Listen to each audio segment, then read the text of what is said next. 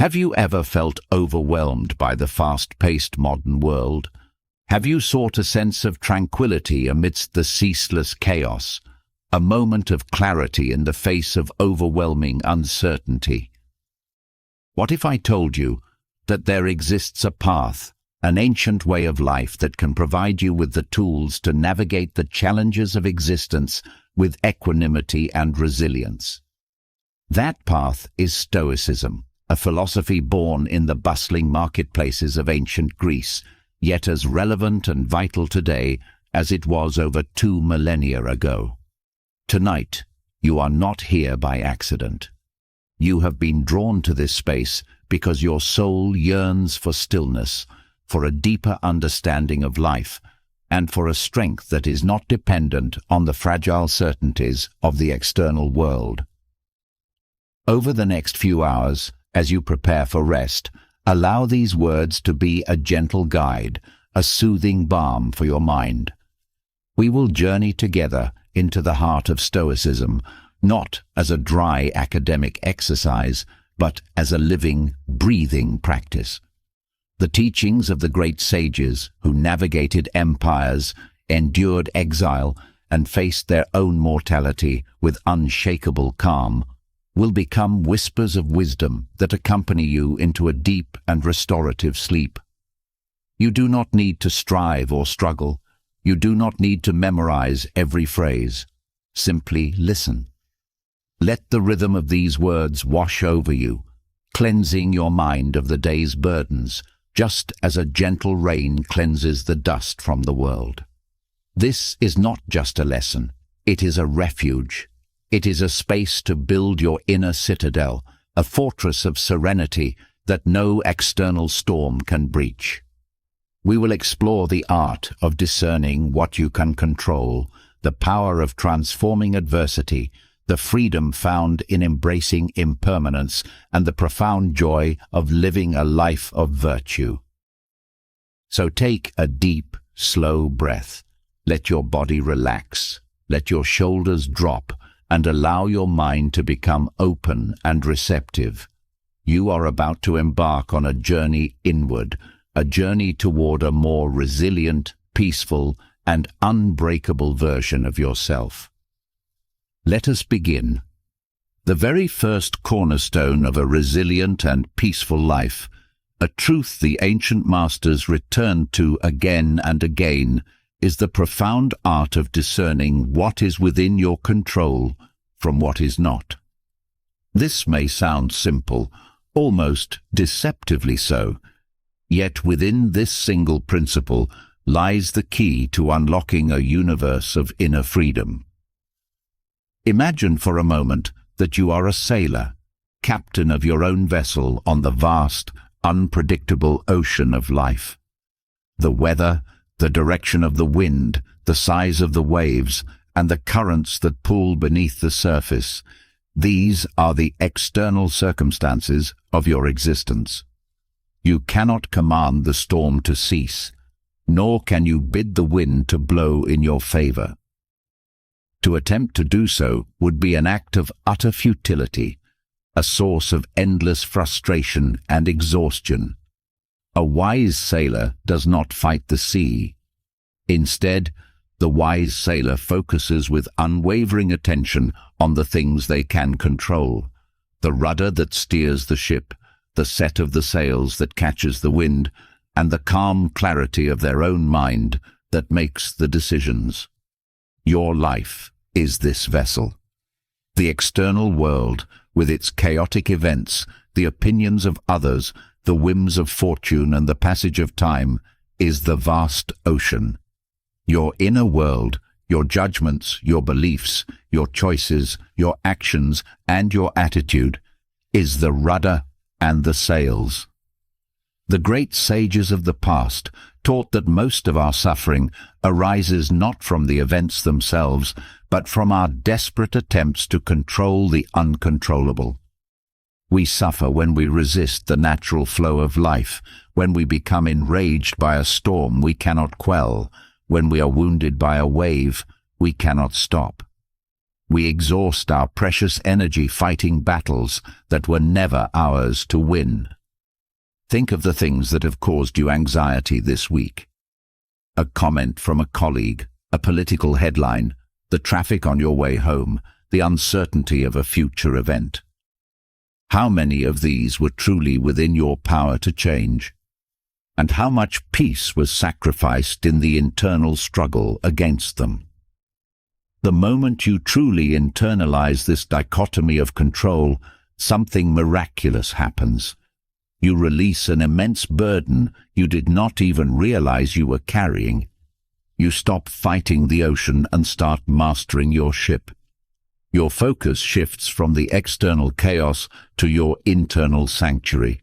When faced with a challenge, you can ask yourself this simple, powerful question: is this within my control? If the answer is no, if it concerns the actions of another, a past event, or a future outcome you cannot guarantee, then your task is to practice acceptance.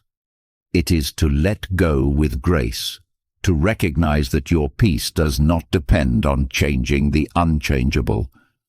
But if the answer is yes, if it concerns your own response, your effort, your attitude, your next action, then that is where you pour all of your focus, all of your energy, all of your will. This is not about passivity. It is about strategic wisdom. It is about conserving your strength for the battles that truly matter, the ones fought on the battlefield of your own soul. Tonight, as you rest, let this idea seep into the deepest parts of your being. Visualize yourself as that wise sailor. Feel the unnecessary tension in your body release as you let go of the need to control the wind and the waves. Feel your mind become clear and calm as you take firm hold of the rudder of your own will. You cannot control everything that happens in the world, but you always, always have absolute power over your mind and your response. That is your true freedom, a freedom that no one and no circumstance can ever take from you. Rest in this power, rest in this freedom. That is the silent strength that builds as you sleep, lesson after lesson, until it becomes the very foundation of who you are. Now that we have anchored ourselves in the wisdom of control, let us venture deeper into the heart of Stoic resilience by exploring the nature of perception. An ancient teacher who once was a slave and later advised emperors taught a timeless truth. We are not disturbed by events, but by the views we take of them. This is a revolutionary idea, for it shifts the source of our turmoil from the external world to the internal landscape of our own mind. It suggests that the world in itself is neutral. Events are simply events. It is the story we tell ourselves about them, the judgment we attach, the label we apply, that gives them the power to either uplift us or cast us down. Imagine your mind is a clear, calm lake. An event happens. A stone is thrown into the water. The stone itself is just a stone.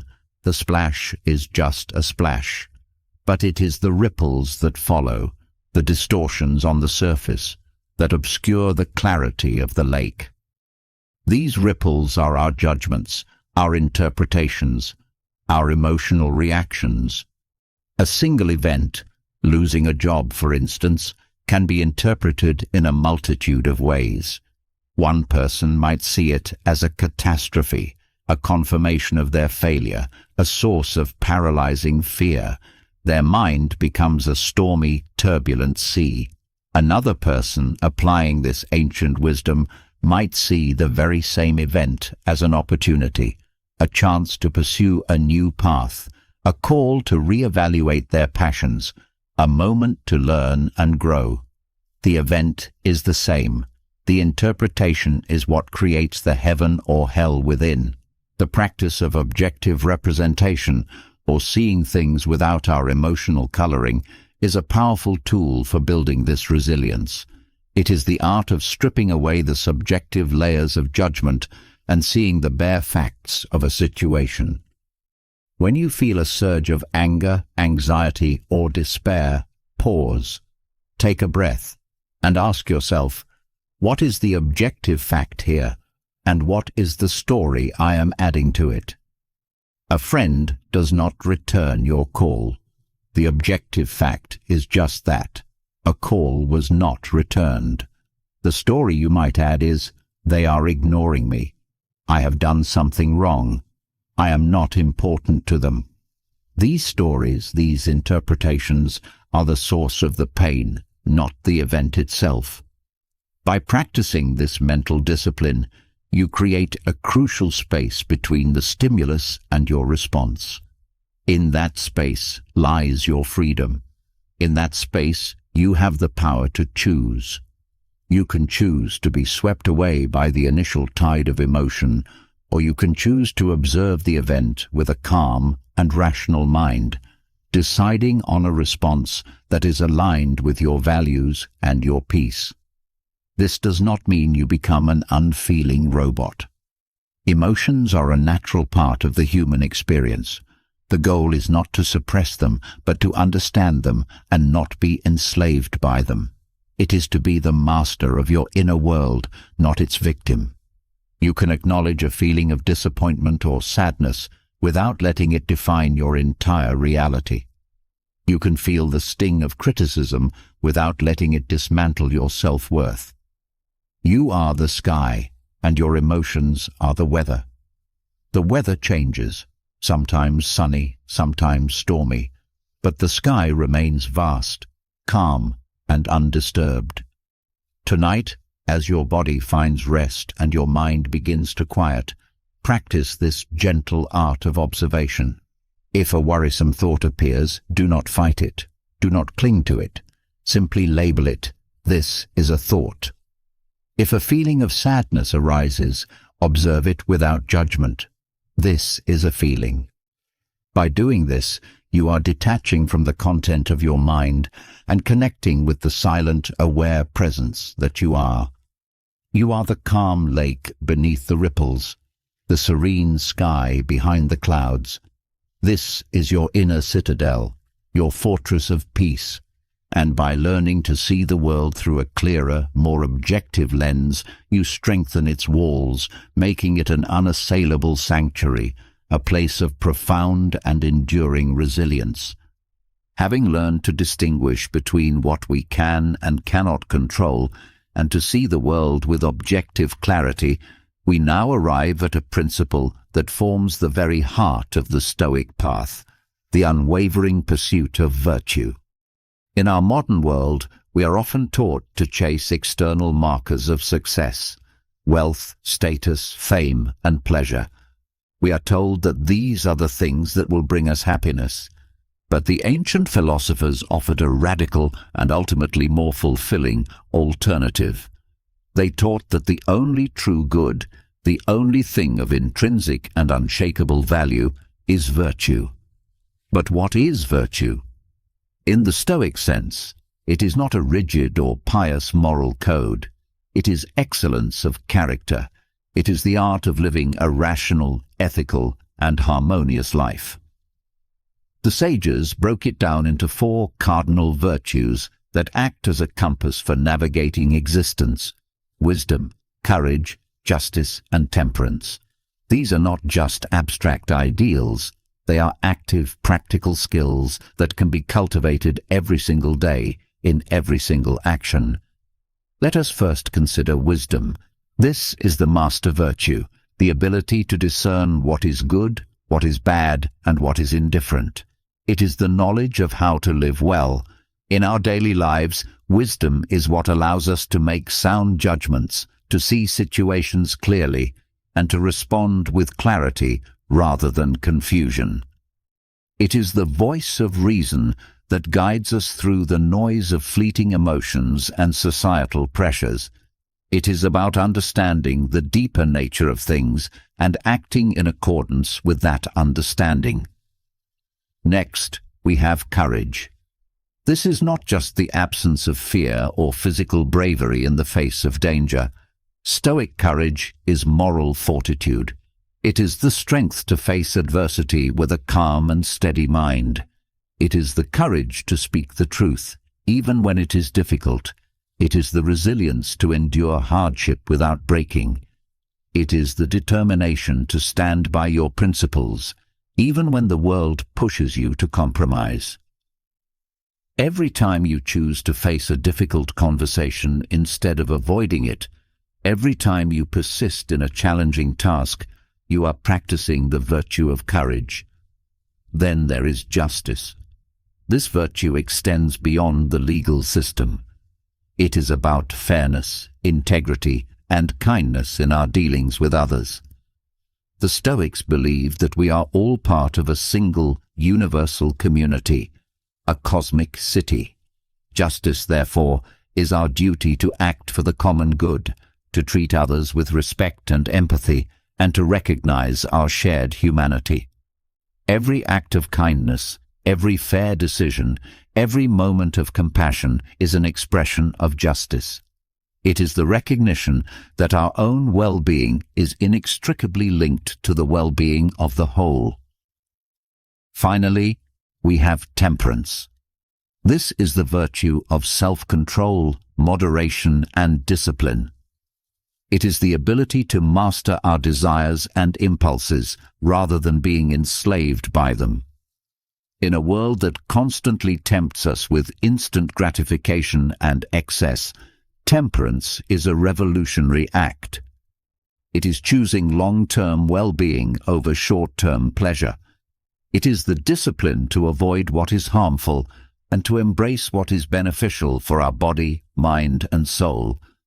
Every time you choose a healthy meal over an unhealthy one, every time you choose focus over distraction, every time you respond with calm instead of reacting with anger, you are strengthening the muscle of temperance. Why is virtue the highest good? Because unlike wealth, health, or reputation, virtue is entirely within our control. Fortune can take away your possessions, illness can take away your health, but no one can take away your character, your wisdom, your courage, your integrity. These are your true treasures. A life focused on cultivating virtue is a life of profound stability and inner peace. Your happiness is no longer dependent on the unpredictable whims of the external world. It is built on the solid, unshakable foundation of your own character. Tonight, as you drift into sleep, let these 4 virtues be your guides. Let your subconscious mind absorb their meaning. Wisdom, courage, justice, temperance. You don't need to be perfect. The path of virtue is a lifelong practice, a journey of continuous improvement. Every day offers a new opportunity to be a little wiser, a little braver, a little fairer, a little more disciplined. Rest now in the quiet knowledge that you are building a wealth that can never be lost, a fortress that can never be breached, a life of true and lasting value. In our journey toward a resilient life, we must now confront a topic that modern society often prefers to keep hidden in the shadows: our own mortality. The ancient sages, however, did not shy away from this fundamental truth. In fact, they embraced it as one of the most powerful tools for living a vibrant, meaningful, and virtuous life. They had a practice, a meditation, which they called memento mori. Remember that you must die. This may sound morbid or depressing, but to the Stoics it was the opposite. It was a catalyst for joy, a source of clarity, and a call to authentic living. By keeping the reality of death in mind, they were able to strip away the non-essential and focus on what truly mattered. Imagine you are walking through a bustling market, your senses overwhelmed by the sights, sounds, and smells. You are distracted by trivial desires, caught up in minor disputes, worried about unimportant matters. Now, imagine a wise guide gently taps you on the shoulder and whispers, "Remember, your time here is limited." In an instant, your perspective shifts. The trivialities fade away. The petty grievances seem insignificant. What comes into sharp focus is the preciousness of the moment, the importance of your relationships, the urgency of living your true purpose. This is the power of memento mori. It acts as a filter, helping you to distinguish between what is urgent and what is important, between the noise of daily life and the silent call of your soul. When you remember that you are going to die, you become less likely to waste your time on things that do not matter. You stop postponing your happiness, waiting for a perfect future that is never guaranteed. You start to live more fully in the present, for the present is all you truly have. A wise emperor who ruled a vast empire wrote in his private journal, "You could leave life right now. Let that determine what you do and say and think." He used this thought not to paralyze himself with fear, but to motivate himself to act with virtue, integrity, and purpose in every single moment. He knew that the awareness of death gives life its true value. Contemplating our mortality also has a profound effect on our relationships. It encourages us to forgive more easily, to love more deeply, and to express our appreciation for the people in our lives. When you remember that you and your loved ones are here for only a short time, you are less likely to hold on to grudges or let disputes fester. You are more inclined to cherish the time you have together, to be present, and to connect from the heart. Furthermore, the practice of memento mori cultivates humility. It reminds us that for all our achievements, possessions, and status, we are all subject to the same universal law. It puts our ego in its place and connects us to our shared humanity. It helps us to see beyond our individual concerns and to appreciate the grand, mysterious dance of existence. This practice is not about dwelling on death in a negative way. It is about using the awareness of death to live a better life. You can practice it in simple ways. When you wake up in the morning, take a moment to be grateful for a new day, a gift that is not guaranteed. When you face a difficult decision, ask yourself, if this were my last day, what would I choose? When you feel yourself getting caught up in trivial anxieties, gently remind yourself of the bigger picture. Tonight, as you lie in the quiet darkness, let this ancient wisdom bring you not fear, but peace. Let the awareness of your fleeting existence wash away your worries and fill you with a profound sense of gratitude. You are alive. You have this moment, this breath, this heartbeat. That is a miracle. Do not take it for granted. By remembering that you must die, you learn, paradoxically, how to truly live. You learn to embrace each day as a precious gift, to live with purpose, to love with abandon, and to find joy in the simple, profound act of being. Rest now, with this truth held gently in your heart.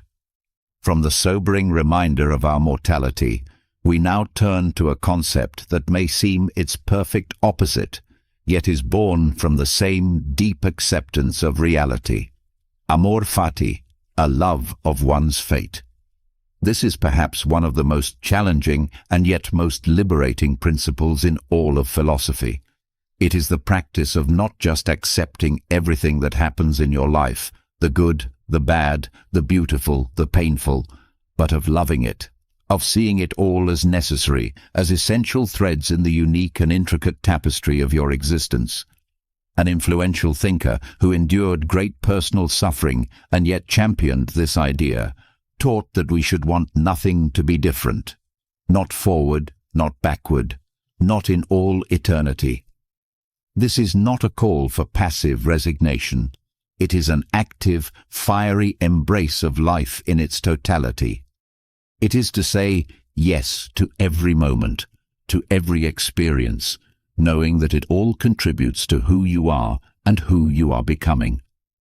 Imagine your life as a great work of art, a sculpture that is being carved from the raw block of existence. Some of the sculptor's tools are gentle, polishing, and refining. These are the moments of joy, success, and love. Other tools are sharp and forceful, chipping away at the stone. These are the moments of adversity, loss, and pain. We tend to wish for only the gentle tools, to resist the chisel and the hammer. But a master sculptor knows that both are necessary to reveal the masterpiece within. The deep cuts, the seemingly harsh blows, are what give the sculpture its depth, its character, its unique beauty. Amor fati is the ability to look at the entire process, the polishing and the chipping, and to love it all, to see the necessity and beauty in every mark. When you practice amor fati, you stop fighting with reality. You cease the exhausting internal war of what if and if only. You no longer waste your energy lamenting the past or fearing the future. Instead, you channel that energy into the present moment, into living with courage and purpose, whatever the circumstances may be. This does not mean you don't feel pain. It does not mean you don't grieve loss. It means you experience these emotions fully, but you do not let them define you as a victim. You see the pain as a teacher, the loss as a catalyst for growth, the challenge as a forge for your character. You learn to find the opportunity within the obstacle, the strength within the struggle, the gift within the grief. How can one cultivate such a powerful mindset? It begins with a shift in perspective. When faced with a difficult situation, instead of asking, "Why is this happening to me?" ask, "What is this teaching me?" Or, "How can I use this to become stronger, wiser, more compassionate?" See every event not as a judgment on your worth, but as a neutral component of your path. See it as your fate, your unique curriculum designed for the growth of your soul. This is your path, and every twist and turn belongs to you. To love your fate is to love yourself, to accept and honor your entire journey, with all its triumphs and all its stumbles. It is the ultimate act of self-acceptance. Tonight, as you prepare for sleep, reflect on the path you have traveled. Think of the challenges you have overcome, the lessons you have learned, the ways in which adversity has shaped you into the person you are today. Can you find a thread of gratitude for even the difficult parts? Can you see how they were necessary? Let go of any resistance you may be holding. Embrace it all. Whisper to the universe and to yourself, "Yes, this is my life, and I love it, all of it." In this radical acceptance, you will find a peace that is unshakable, a joy that is not dependent on circumstances, and a freedom that is absolute. This is the profound gift of amor fati. Rest in that love tonight. Let us now elevate our perspective, moving from the intimate love of our own fate to a broader, more expansive view of our place in the universe. The ancient philosophers understood the importance of perspective in managing our daily anxieties and finding a sense of calm amidst the chaos. They developed a powerful mental exercise known as the view from above, a practice that involves imagining yourself rising up, looking down upon your own life, your city, your country, and the entire earth from a cosmic vantage point. Imagine yourself floating gently, effortlessly, up from where you are lying now. You see the room, the building, the neighborhood below. You continue to rise, and you see the entire city, a tapestry of lights and shadows, of countless lives unfolding simultaneously. You rise higher still, and you see the contours of the land, the mountains, the rivers, the coastlines. Your continent becomes visible, a piece in the great puzzle of the world. Now, the earth itself comes into view. a beautiful, swirling marble of blue and white, suspended in the silent, infinite darkness of space. From this cosmic perspective, look back at your own life. See your home, your workplace, your daily routines. See the things that cause you stress, the worries that occupy your mind, the conflicts that seem so overwhelming. From this great height, how do they appear? The argument you had yesterday, the deadline you are facing tomorrow, the social slight you experienced last week, from the vantage point of the stars, they shrink in significance. They become what they truly are, small, fleeting moments in the vast, ancient expanse of time and space. The purpose of this exercise is not to diminish the importance of your life or to encourage a sense of nihilism. It is to gain perspective. It is to see your problems within a larger context, which often has the immediate effect of reducing their emotional weight. The things that seem all-consuming up close can become manageable, even insignificant, when viewed from above. A great thinker who ruled an empire often practiced this meditation to remind himself of the impermanence and relative smallness of human affairs. He wrote, "Think of the substance of all things, of which you have a very small part, and of the time of all things, of which a short and indivisible interval has been assigned to you, and of the works of fate, of which you are so small a part." This practice cultivates a sense of humility and awe. It reminds us that we are part of something much, much larger than our individual egos and concerns. It helps us to let go of our attachments to trivial matters and to focus on what is truly essential, living with virtue, connecting with others, and appreciating the beauty and mystery of existence. The view from above also fosters a sense of interconnectedness, a concept the sages called sympathia. From that cosmic height, the borders that divide us, the differences that separate us, all dissolve. You see one planet, one human family, all sharing the same fragile home, all subject to the same universal laws of birth, life, and death.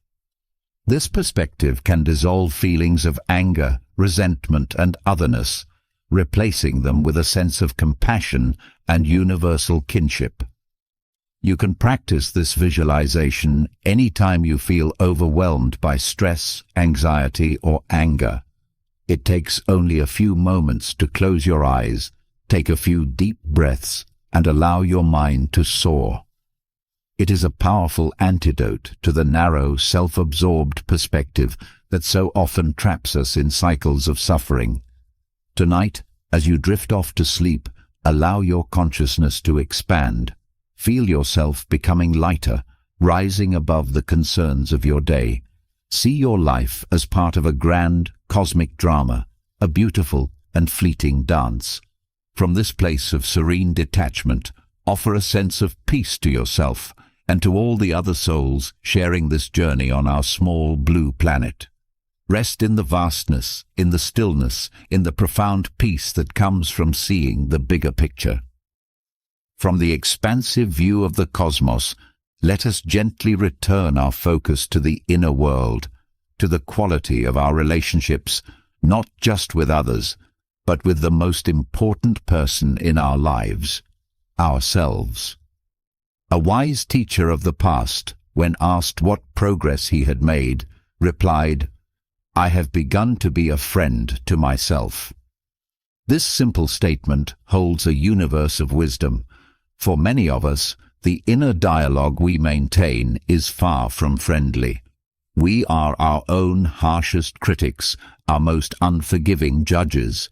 We replay our mistakes, berate ourselves for our shortcomings, and hold ourselves to impossible standards. We would never speak to a dear friend the way we often speak to ourselves. Stoicism, at its heart, is a philosophy of self-care and self-improvement. It teaches us that before we can be a good friend to others, a good citizen, or a good human being, we must first learn to be a good friend to ourselves. What does it mean to be a friend to yourself? It means treating yourself with the same compassion, patience, and understanding that you would offer to someone you love. It means accepting your imperfections, not as signs of failure, but as part of your human journey. It means forgiving yourself for your mistakes and seeing them as opportunities to learn and grow. It means celebrating your small victories and being a source of encouragement when you face setbacks. Friendship with oneself is built on self-awareness. It requires us to listen to our inner world with an attentive and non-judgmental ear. What are your fears, your hopes, your desires? What are the stories you tell yourself? Are they stories that empower you or stories that limit you? A good friend listens without judgment and helps you to see yourself more clearly. You can do this for yourself through practices like journaling or quiet reflection. Being a friend to yourself also means taking care of your well-being, mind, body, and soul. It means ensuring you get enough rest, nourishing your body with healthy food, moving in ways that bring you joy, and feeding your mind with wisdom and beauty.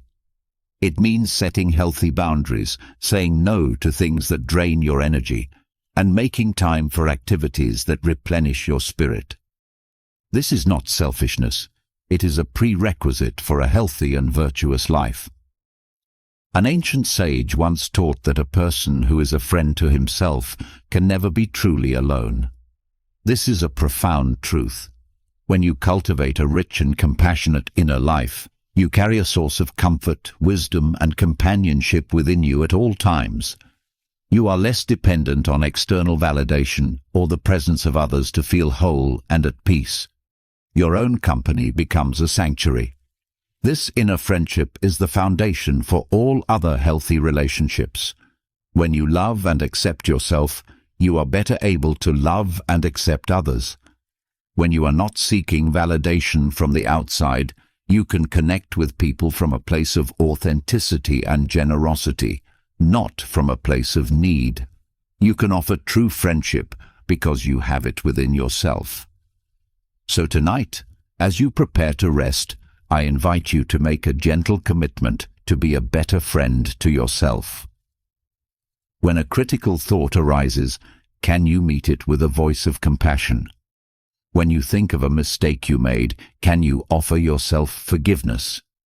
Can you take a moment to acknowledge your own strength, your own resilience, your own efforts?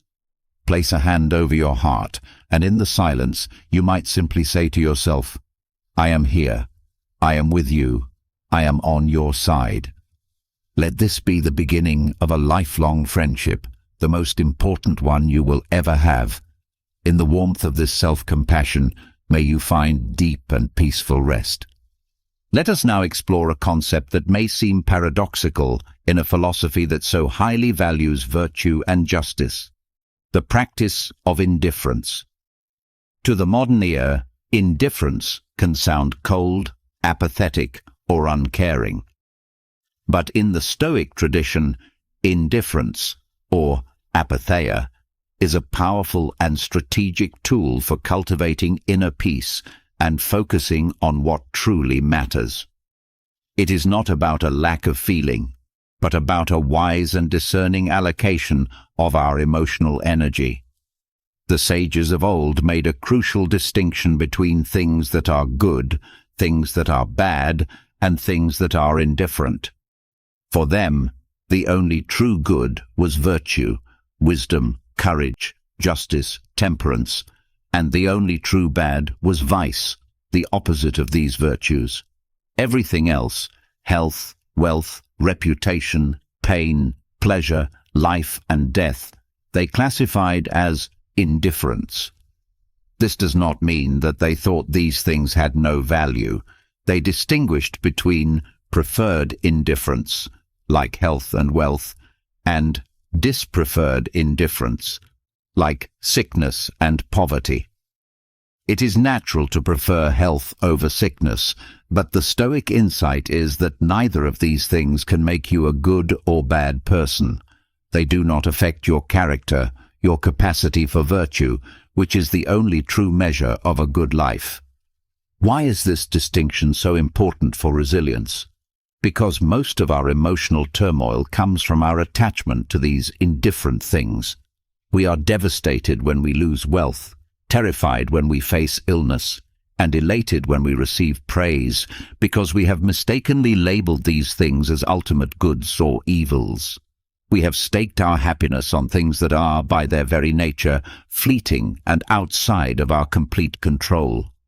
The practice of Stoic indifference is the art of unhooking our well-being from these external, indifferent things.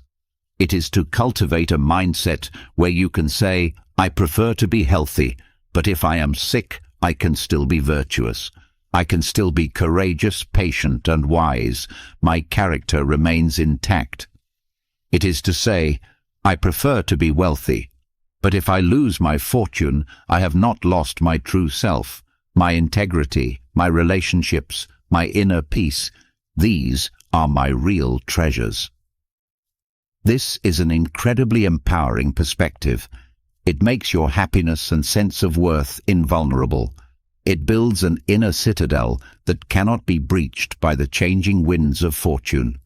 You can fully engage with life, pursue your goals, enjoy your successes, but you are not shattered when things do not go your way. Your core is unshaken. Imagine a skilled archer. The archer does everything in their power to shoot the arrow well. They control their stance, their breath, their aim, their release. That is their virtue. But once the arrow leaves the bow, the outcome is no longer entirely in their control. A sudden gust of wind, a movement of the target, these are external factors. The wise archer focuses on the process, on shooting well, and accepts the outcome with equanimity. They are indifferent to whether the arrow hits the bullseye because they know they have done their part virtuously. This is how we should approach our lives. We should strive for our goals, work with diligence and integrity, but we must practice indifference to the outcomes, which are often influenced by factors beyond our control. This is not apathy. It is the freedom to act with excellence without the paralyzing fear of failure or the desperate craving for success. Tonight, as you rest, reflect on the things you are attached to. What external things do you believe are essential for your happiness? Your job, your social status, a particular relationship. Now, gently imagine letting go of your attachment to them. Imagine finding a source of peace and contentment that is independent of these things, a source that resides within your own character. This is the practice of Stoic indifference. It is a path to a deep, stable, and resilient peace. Rest in the knowledge that your true worth is not in what you have, but in who you are.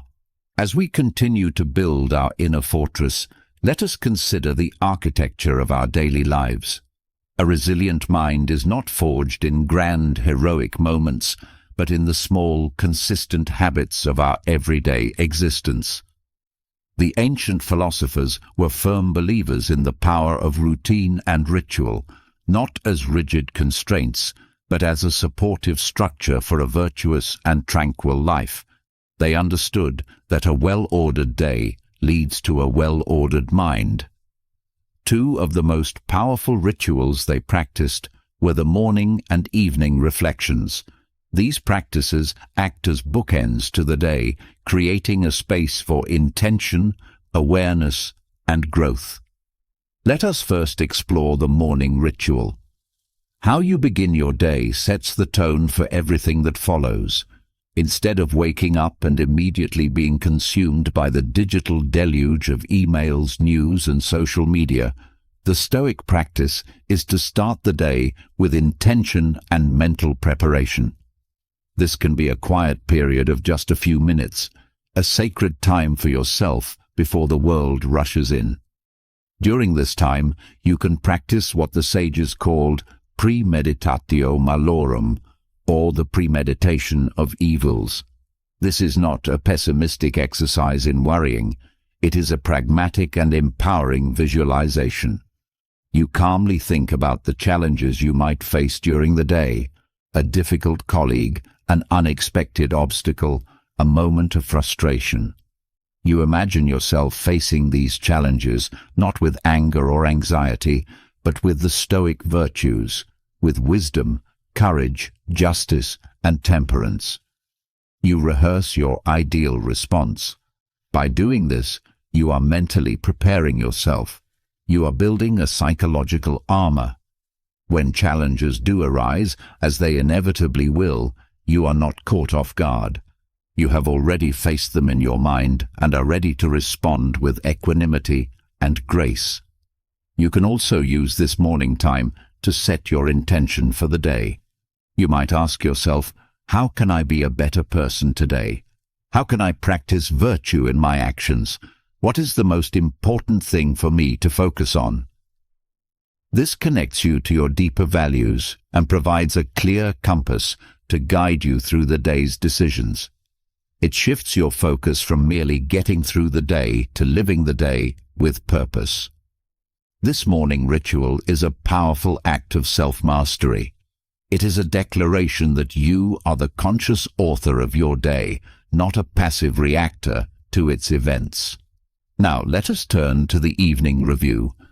Just as you begin the day with intention, it is equally important to end it with reflection. Before you drift off to sleep, take a few quiet moments to review your day. This is not a time for harsh self-judgment or regret.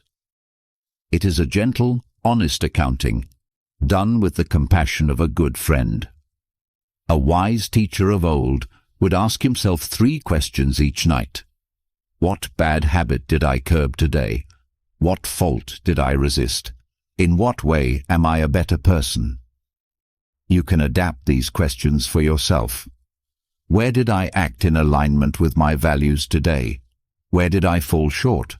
What did I learn from my experiences? What am I grateful for? This practice of evening reflection is incredibly valuable for several reasons. Firstly, it promotes self-awareness.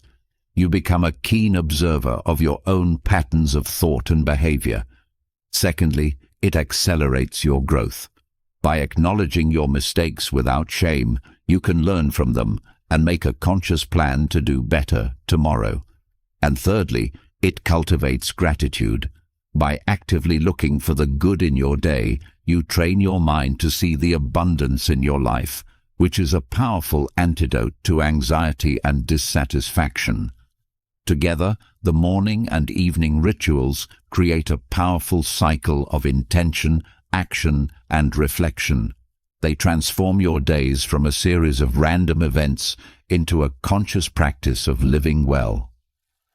Tonight, as you prepare for sleep, perhaps you can begin this practice. Gently ask yourself, what is one thing I am grateful for from this day? What is one thing I learned? Let this simple reflection be a peaceful and clarifying end to your day. And know that with each morning's intention and each evening's review, you are not just living your life, you are crafting your soul. In our modern pursuit of a good life, the concept of wealth often looms large, defined almost exclusively in terms of money, possessions, and assets. We are conditioned to believe that more is better, and that our happiness and security are directly proportional to the size of our bank account. The ancient philosophers, however, offered a far more profound and enduring definition of wealth. They taught that while material resources have their place, true wealth is the richness of the soul, a treasure built from virtue, wisdom, and inner peace. They understood that a person could be a king and yet be a miserable slave to their desires, while another could be a humble artisan and possess the immeasurable wealth of a tranquil mind. This Stoic perspective on wealth is not an argument for poverty or a condemnation of material success. It is a reordering of priorities. It is about understanding that external things are preferred indifference. It is preferable to have them, but our well-being should not be fundamentally dependent on them. The true riches, The ones that cannot be lost to a market crash, a thief, or the passage of time are the qualities of our character. Imagine two individuals. One has immense material wealth, a large house, expensive cars, a vast portfolio, yet their mind is in constant turmoil. They are plagued by anxiety about losing their wealth, consumed by envy of those who have more, and their relationships are shallow, built on status rather than genuine connection. They are, in the Stoic sense, deeply impoverished. Now imagine another individual with modest means. They live simply, but their mind is at peace. They have cultivated strong, loving relationships. They face life's challenges with courage and equanimity. They find joy in simple pleasures and live with a sense of purpose and integrity. This person, by the standards of the ancient sages, is truly wealthy. The pursuit of inner wealth is a far more reliable and fulfilling endeavor than the pursuit of external riches. Why? Because it is entirely within your control. You have the power to cultivate your wisdom, to strengthen your courage, to act with justice, and to practice temperance, regardless of your external circumstances. This is the ultimate form of self-reliance. This does not mean you should neglect your financial well-being. A wise person is prudent and responsible with their resources. They work diligently, save for the future, and avoid foolish risks. But they do so without anxiety or attachment. They see money as a tool, a means to live a good life, to support their loved ones, and to contribute to the common good, but not as the goal itself. They know that the most valuable things in life, love, friendship, wisdom, peace, cannot be bought.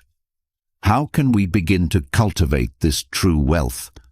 It starts with a conscious shift in our values. We can make a deliberate choice to prioritize our inner growth over our external accumulation. We can dedicate time each day to learning, to reflection, to practices that strengthen our character. We can measure our success not by our net worth, but by our integrity, not by our possessions, but by our peace of mind. We can practice gratitude for what we have rather than constantly craving what we don't. This is the path to an abundance that is deep, stable, and truly your own. Tonight, as you drift into sleep, let go of the world's narrow definition of wealth. Release the pressure to accumulate and achieve.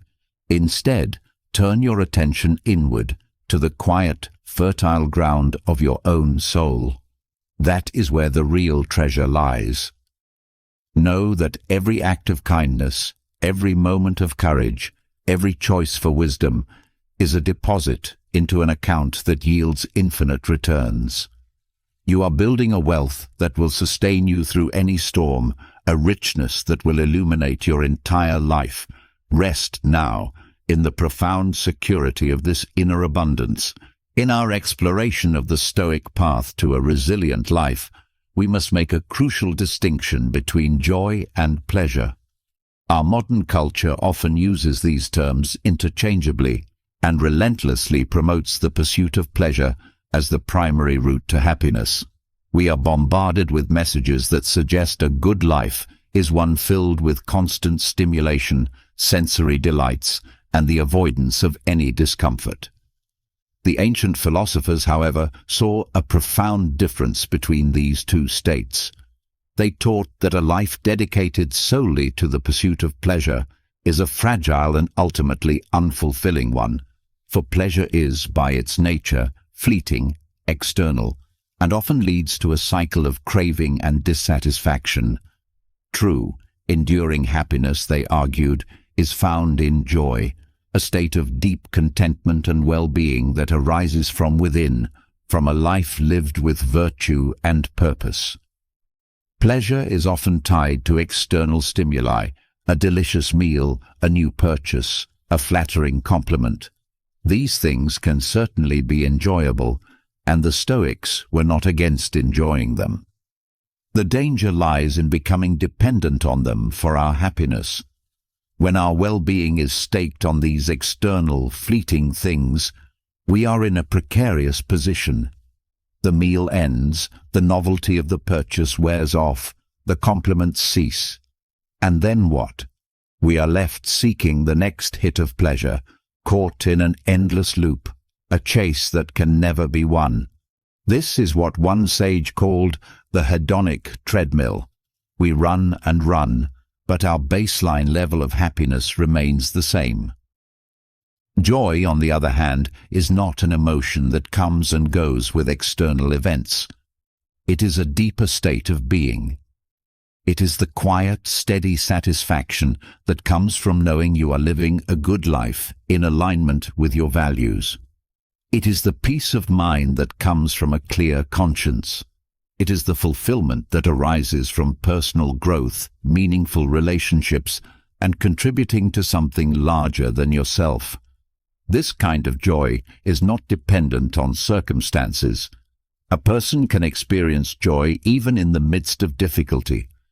A person facing a serious illness can still find joy in the love of their family. A person enduring a professional setback can still find joy in their own integrity and resilience. This is because joy is a product of our inner world, of our character, which, as we have learned, is the one thing that is truly within our control. A life of virtue, the Stoics taught, is a life of joy. When you practice wisdom, you experience the joy of clarity and understanding. When you practice courage, you feel the joy of self-mastery and inner strength. When you practice justice, you know the joy of connection and compassion. And when you practice temperance, you discover the joy of freedom from the tyranny of your own impulses. This joy is a steady, unwavering light, unlike the flickering flame of pleasure. So, how do we cultivate more joy in our lives? We do so by shifting our focus. Instead of asking, "What can I get to make me happy?" we can ask, "How can I live to be happy?" Instead of chasing the next pleasure, we can focus on cultivating our character. We can invest our energy in learning, in strengthening our relationships, in practicing kindness, and in developing self-discipline. We can learn to find satisfaction in the process, not just the outcome. The joy of a job well done, the joy of a deep conversation, the joy of overcoming a personal challenge, these are the fruits of a life lived with intention. Tonight, as you relax and prepare for sleep, let go of the relentless pursuit of pleasure. Release the need for constant external stimulation. Turn your attention to the quiet, inner wellspring of joy that resides within you. It is always there, waiting to be discovered. It is the peaceful hum beneath the noise of the world. It is the deep, abiding contentment of a soul at peace with itself. Rest in that joy. Let it fill you, sustain you, and guide you. This is the happiness that no one can take away from you. Let us now delve into a practice that is both simple and profoundly transformative: the cultivation of gratitude. In a world that often emphasizes what is lacking, what we need to acquire, and what is wrong, gratitude is a revolutionary act of consciousness. It is the deliberate turning of the mind toward what is good, what is present, and what we have been given. The ancient sages understood that gratitude is not merely a polite sentiment or a response to good fortune. It is a fundamental virtue and a powerful tool for cultivating a joyful and resilient mind. One great teacher believed that it is not the happy man who is grateful, but the grateful man who is happy. This insight turns our conventional understanding on its head. We often think that we will be grateful when we get what we want, the promotion, the relationship, the perfect home. But this makes our gratitude, and therefore our happiness, conditional and dependent on external circumstances. The Stoic approach is to cultivate gratitude as a daily practice, an inner habit, regardless of our situation. By doing so, we shift our entire perspective. We train our minds to see the abundance that already surrounds us, rather than focusing on the illusion of scarcity. Gratitude is a powerful antidote to many of the mental poisons that rob us of our peace, such as envy, resentment, and anxiety. When you are truly grateful for what you have, it is difficult to feel envious of what others possess. When you are thankful for the lessons in your challenges, it is hard to hold on to resentment. And when you appreciate the gift of the present moment, anxiety about the future loses its grip. The practice of gratitude connects us to the reality of our interdependence. It helps us to see that nothing we have, not even our own existence, is solely our own doing. Our food, our shelter, our knowledge, our very breath, all are gifts from the larger web of life, from the work of countless others and the bounty of nature. This recognition fosters a sense of humility and connection, dissolving the ego's illusion of separateness. You can begin to cultivate gratitude in very simple ways. One of the most effective practices is to keep a gratitude journal. Each evening before you sleep, take a few minutes to write down 3 to 5 things from your day for which you are grateful. They do not have to be monumental events. They can be small and simple: the warmth of the sun, a kind word from a stranger, a moment of quiet, the taste of your favorite tea. The key is to be specific and to truly feel the gratitude in your heart as you write. Another practice is to express your gratitude directly to others. A simple, heartfelt thank you can uplift both the giver and the receiver. You can also practice gratitude in moments of difficulty. This is a more advanced practice, but it is incredibly powerful. When facing a challenge, you can ask yourself, what can I be grateful for in this situation? What is the hidden gift or lesson here?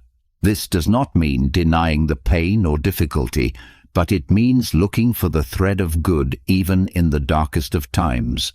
It is the practice of amor fati in action. Tonight, as you lie in bed, let your final thoughts be thoughts of gratitude. Mentally scan your day and find a few moments, no matter how small, for which you can be thankful. Feel the warmth of that gratitude spread through your body, relaxing your muscles, calming your mind. Let it be a gentle lullaby, a peaceful end to your day. Gratitude is a choice.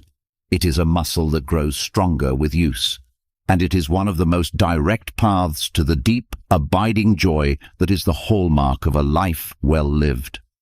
Rest now in a state of profound and peaceful thankfulness. As we journey deeper into the Stoic art of living, it is crucial to understand the nature of desire. In our consumer-driven society, desire is the engine that powers the economy. We are constantly being told that we are incomplete, that we need something more to be happy, that the next purchase, the next achievement, or the next experience will finally fill the void within. This creates a state of perpetual wanting, a restlessness that keeps us striving but never truly satisfied. The ancient philosophers saw this clearly. They taught that true freedom and peace come not from satisfying all our desires, but from mastering them, from freeing ourselves from their tyrannical grip. An influential sage who was born a slave taught that it is not the man who has too little, but the man who craves more that is poor. This is a radical redefinition of poverty and wealth. It suggests that a person can be a billionaire and be impoverished by their insatiable desires, while another person of simple means can be rich in their contentment. The problem is not desire itself. Desire is a natural human impulse. The problem arises when our desires are unchecked, when they are based on false beliefs about what will bring us happiness, and when they control us rather than us controlling them. The Stoics made a useful distinction between natural and unnatural desires. Natural desires are those that are necessary for our survival and well-being, such as the desire for food, water, shelter, and companionship. These desires are generally easy to satisfy and are not a source of great turmoil. Unnatural desires, on the other hand, are those created by society and our own false judgments. These include the desire for excessive wealth, fame, power, and luxury. These desires are insatiable. The more you get, the more you want. They are the source of most of our anxiety, envy, and dissatisfaction. The path to mastering desire begins with self-awareness. We must become keen observers of our own minds, noticing when a desire arises. We can then use our reason, our faculty of wisdom, to examine it. We can ask ourselves, is this a natural desire or an unnatural one? Is this something I truly need or something I have been conditioned to want?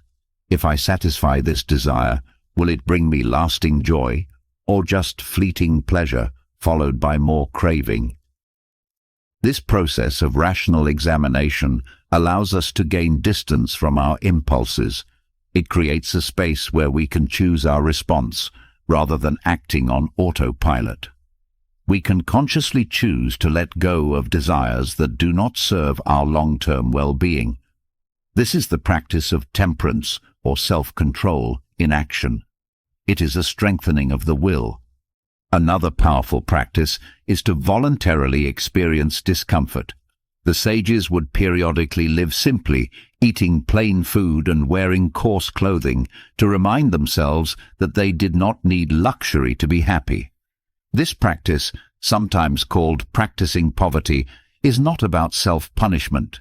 It is about building resilience and detaching from the fear of loss. When you know you can be content with little, you are no longer terrified of losing what you have. You are free. This is a profound form of inner wealth. Mastering desire is not about leading a life of joyless austerity. It is about clearing away the clutter of unnecessary wants so that you can more fully appreciate the true sources of joy, virtue, relationships, learning, and the beauty of the natural world. It is about finding abundance not in what you have, but in what you do not need. Tonight, as you prepare for rest, observe any desires that may arise in your mind. Notice the longing for something to be different, the craving for a future pleasure, or the regret over a past one. Do not judge these desires. Simply see them for what they are, fleeting mental events, and then gently let them go. In the space that remains, find a quiet contentment with the present moment, just as it is. You are here. You are breathing. You have everything you truly need. Rest in that simple, profound truth. The journey of self-improvement and the cultivation of a resilient mind is not one that must be walked alone. While Stoicism places great emphasis on self-reliance and the power of one's own reason, it also recognizes the immense value of learning from the wisdom of others. The ancient philosophers understood the importance of having mentors, teachers, and role models to guide us on the path. One of the great thinkers of that era advised his friend, "Choose a master whose life you admire, and let his words and deeds be your guide." This is an invitation to consciously select our influences, to seek out wisdom wherever we can find it, and to learn from the examples of those who have walked the path before us. A mentor, in the Stoic sense, is not necessarily someone you know personally. It can be a historical figure, a philosopher, an author, or anyone whose life and character you admire. The great sages of the past can be our mentors. We can study their lives, read their words, and strive to emulate their virtues. By keeping their example in mind, we have a benchmark, a standard to which we can aspire. This gives us a clear direction for our own growth. When we face a difficult situation, we can ask ourselves, How would my mentor handle this? What would they do or say? This simple question can provide immense clarity and guidance. It can lift us out of our own limited perspective and connect us to a source of greater wisdom and courage. The role of the mentor is to show us what is possible. When we see someone who embodies the qualities we wish to cultivate, serenity in the face of chaos, courage in the face of fear, integrity in the face of temptation, it inspires us and gives us confidence that we too can develop these qualities.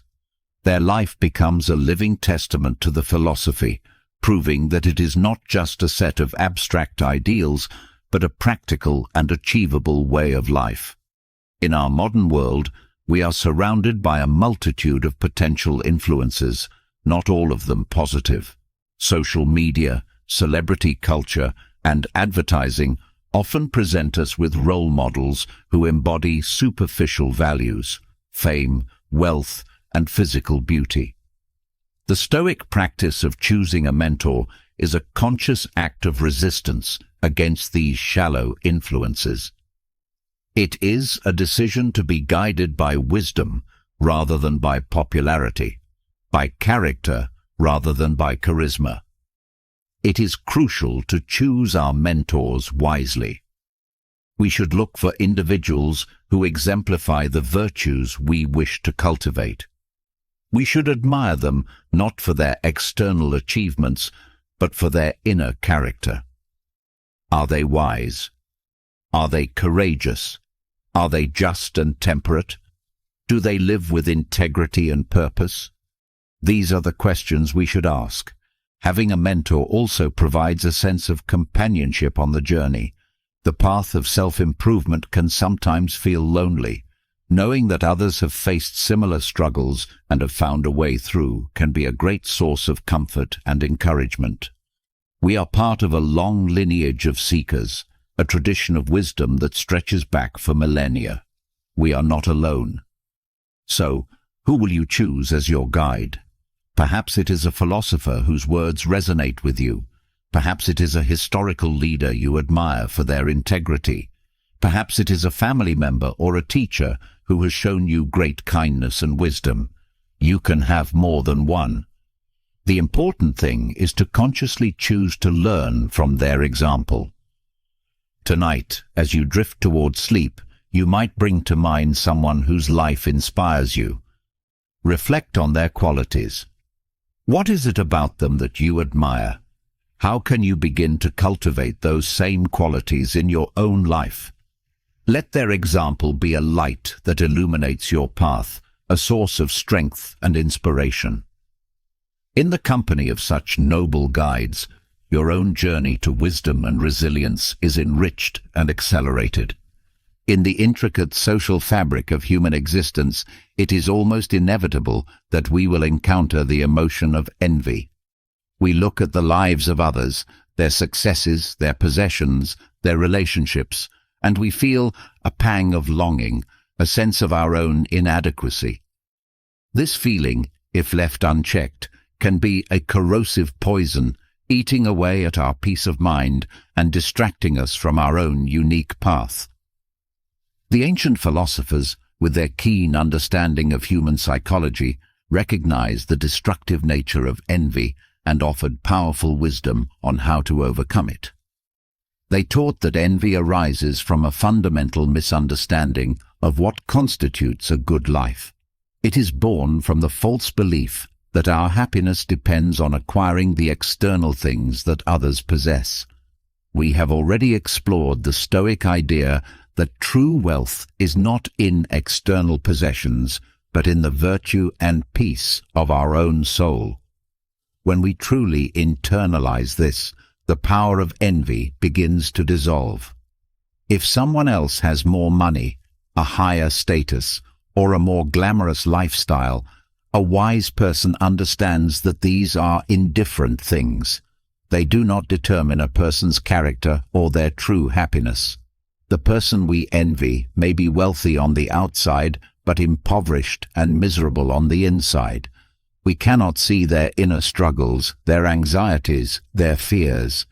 We are comparing our inner reality with their outer appearance, which is never a fair or accurate comparison. The antidote to envy is to turn our focus away from the lives of others and back onto our own. An ancient teacher advised, "Cease to be a judge of others and be a rigorous examiner of yourself." Your life's work is not to compete with others, but to compete with your own potential. Your journey is unique. Your path has its own challenges and its own blessings. To compare your path with someone else's is to disrespect your own journey. It is like a rose wishing it were a lily, or a stream wishing it were an ocean.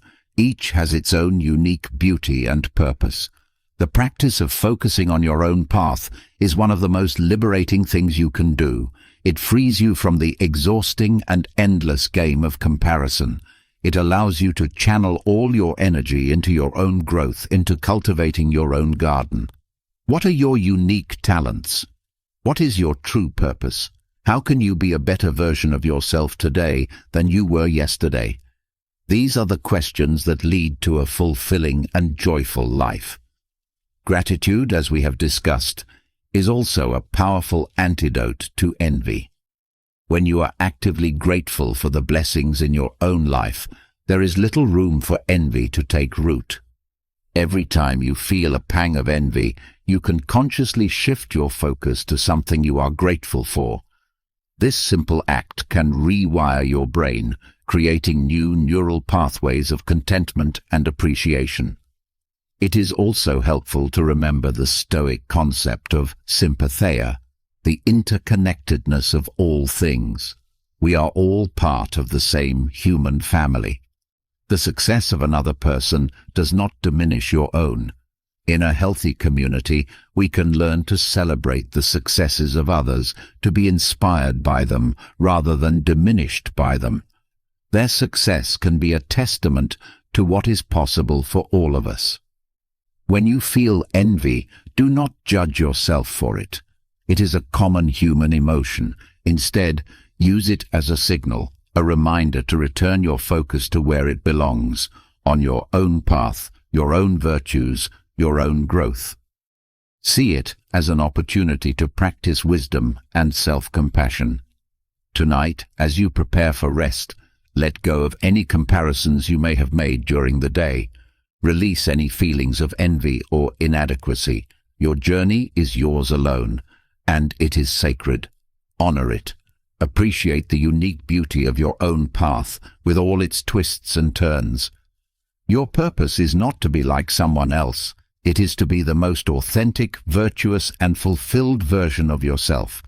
Rest in that knowledge. Your path is unfolding exactly as it should. Of all the emotions that can disturb our inner peace, anger is perhaps one of the most powerful and destructive. It can flare up in an instant, clouding our judgment, poisoning our relationships, and leaving a trail of regret in its wake. The Stoic philosophers dedicated a great deal of thought to understanding and managing this volatile emotion. They saw anger not as a sign of strength, but as a form of temporary madness, a passion that temporarily strips us of our most valuable human faculty, reason. One of the great sages wrote an entire treatise on anger, in which he stated, "There is no more stupefying thing than anger, nothing more bent on its own strength. If it is successful, it is arrogant. If it is not, it is mad." He understood that anger is a double-edged sword. It harms not only the person it is directed at, but also, and perhaps more so, the person who holds it. Anger, at its root, often stems from a sense of injustice, from the belief that we have been wronged or that our expectations have been violated. It is a reaction to an external event that we have judged to be harmful or unfair. The Stoic approach to managing anger, therefore, begins with examining these underlying judgments. When you feel a surge of anger, the first step is to pause. Do not react immediately. Create a space between the trigger and your response. In that space, you can use your reason to analyze the situation. Ask yourself, is this situation truly as terrible as I am making it out to be? Have I been truly harmed, or has my ego just been bruised? Is the person who angered me acting out of malice, or perhaps out of ignorance, fear, or their own pain? Often we will find that our anger is disproportionate to the actual event. We are reacting not to the thing itself, but to our interpretation of it. The practice of empathy is a powerful antidote to anger. When we try to understand the perspective of the other person, to see the world through their eyes, it is difficult to maintain a state of rage. We may not agree with their actions, but we can begin to see their humanity, their own struggles and imperfections. This understanding can soften our hearts and dissolve our anger. Another key Stoic practice is to reflect on the futility and cost of anger. Does anger ever truly solve a problem? More often than not, it escalates conflicts, damages relationships, and harms our own well-being. It is a high price to pay for a fleeting sense of righteousness. A wise person chooses their battles carefully and understands that peace of mind is a far greater prize than winning an argument. This does not mean we should be passive in the face of true injustice. The Stoic is not a doormat. When action is required, it should be taken from a place of calm, clarity, and reason, not from the heat of passion. A just response is firm, decisive, and aimed at resolving the situation, not at inflicting punishment. It is about restoring balance, not about seeking revenge. Managing anger is a skill that requires daily practice. It is about catching the first spark before it becomes a wildfire. It is about choosing a reasoned response over an impulsive reaction. Every time you succeed in doing this, you are strengthening the muscle of your own self-control and fortifying your inner citadel. Tonight, as you prepare for sleep, let go of any anger or resentment you may be holding from the day. Breathe it out. It does not serve you. It is a heavy burden that prevents you from finding rest. Forgive those who may have wronged you, not for their sake, but for your own. Forgiveness is the act of reclaiming your own peace. Remember that you have the power to choose your response in every situation. You can choose peace. You can choose reason. You can choose calm. Rest now in the quiet, undisturbed sanctuary of your own serene mind. In the course of our lives, we will inevitably be hurt by the actions of others. People will disappoint us, betray us, and act in ways that cause us pain. Our natural reaction is often to hold on to this pain, to nurture a sense of grievance and resentment. We may feel that forgiving the other person is to let them off the hook, to condone their behavior, but the ancient philosophers taught a profound and liberating truth. Forgiveness is not something we do for the other person. It is a gift we give to ourselves. Holding on to anger, resentment, and the desire for revenge is like drinking poison and expecting the other person to die. It is a heavy burden that poisons our own soul, robs us of our peace, and keeps us chained to the past. The person who hurt us may have moved on with their life, while we are left to suffer in the prison of our own bitterness. Forgiveness is the key that unlocks that prison door. It is the act of letting go of the burden of resentment and reclaiming your own inner freedom. This does not mean you have to forget what happened. It does not mean you have to condone the harmful behavior. And it does not necessarily mean you have to reconcile with the person who hurt you. It simply means you are making a conscious choice to release the negative emotions that are binding you to the pain. You are choosing peace over turmoil, freedom over bondage. The Stoic view of justice can help us in this process. The sages believe that people who do wrong do so out of ignorance. They do not understand what is truly good. They are acting from a place of a flawed or underdeveloped character. As one great emperor wrote, "When people injure you, ask yourself what good or harm they thought would come of it. If you understand that, you'll feel sympathy rather than outrage or anger." When we see the actions of others as a product of their own confusion and suffering, it is easier to let go of our personal anger. We can see them not as evil, but as mistaken.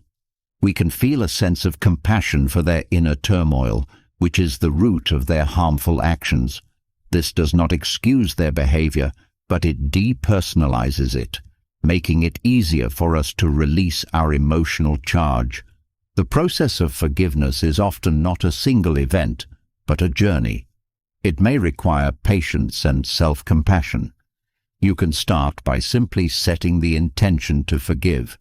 You can acknowledge your pain, allow yourself to feel it without judgment, and then make a conscious choice to begin the process of letting it go.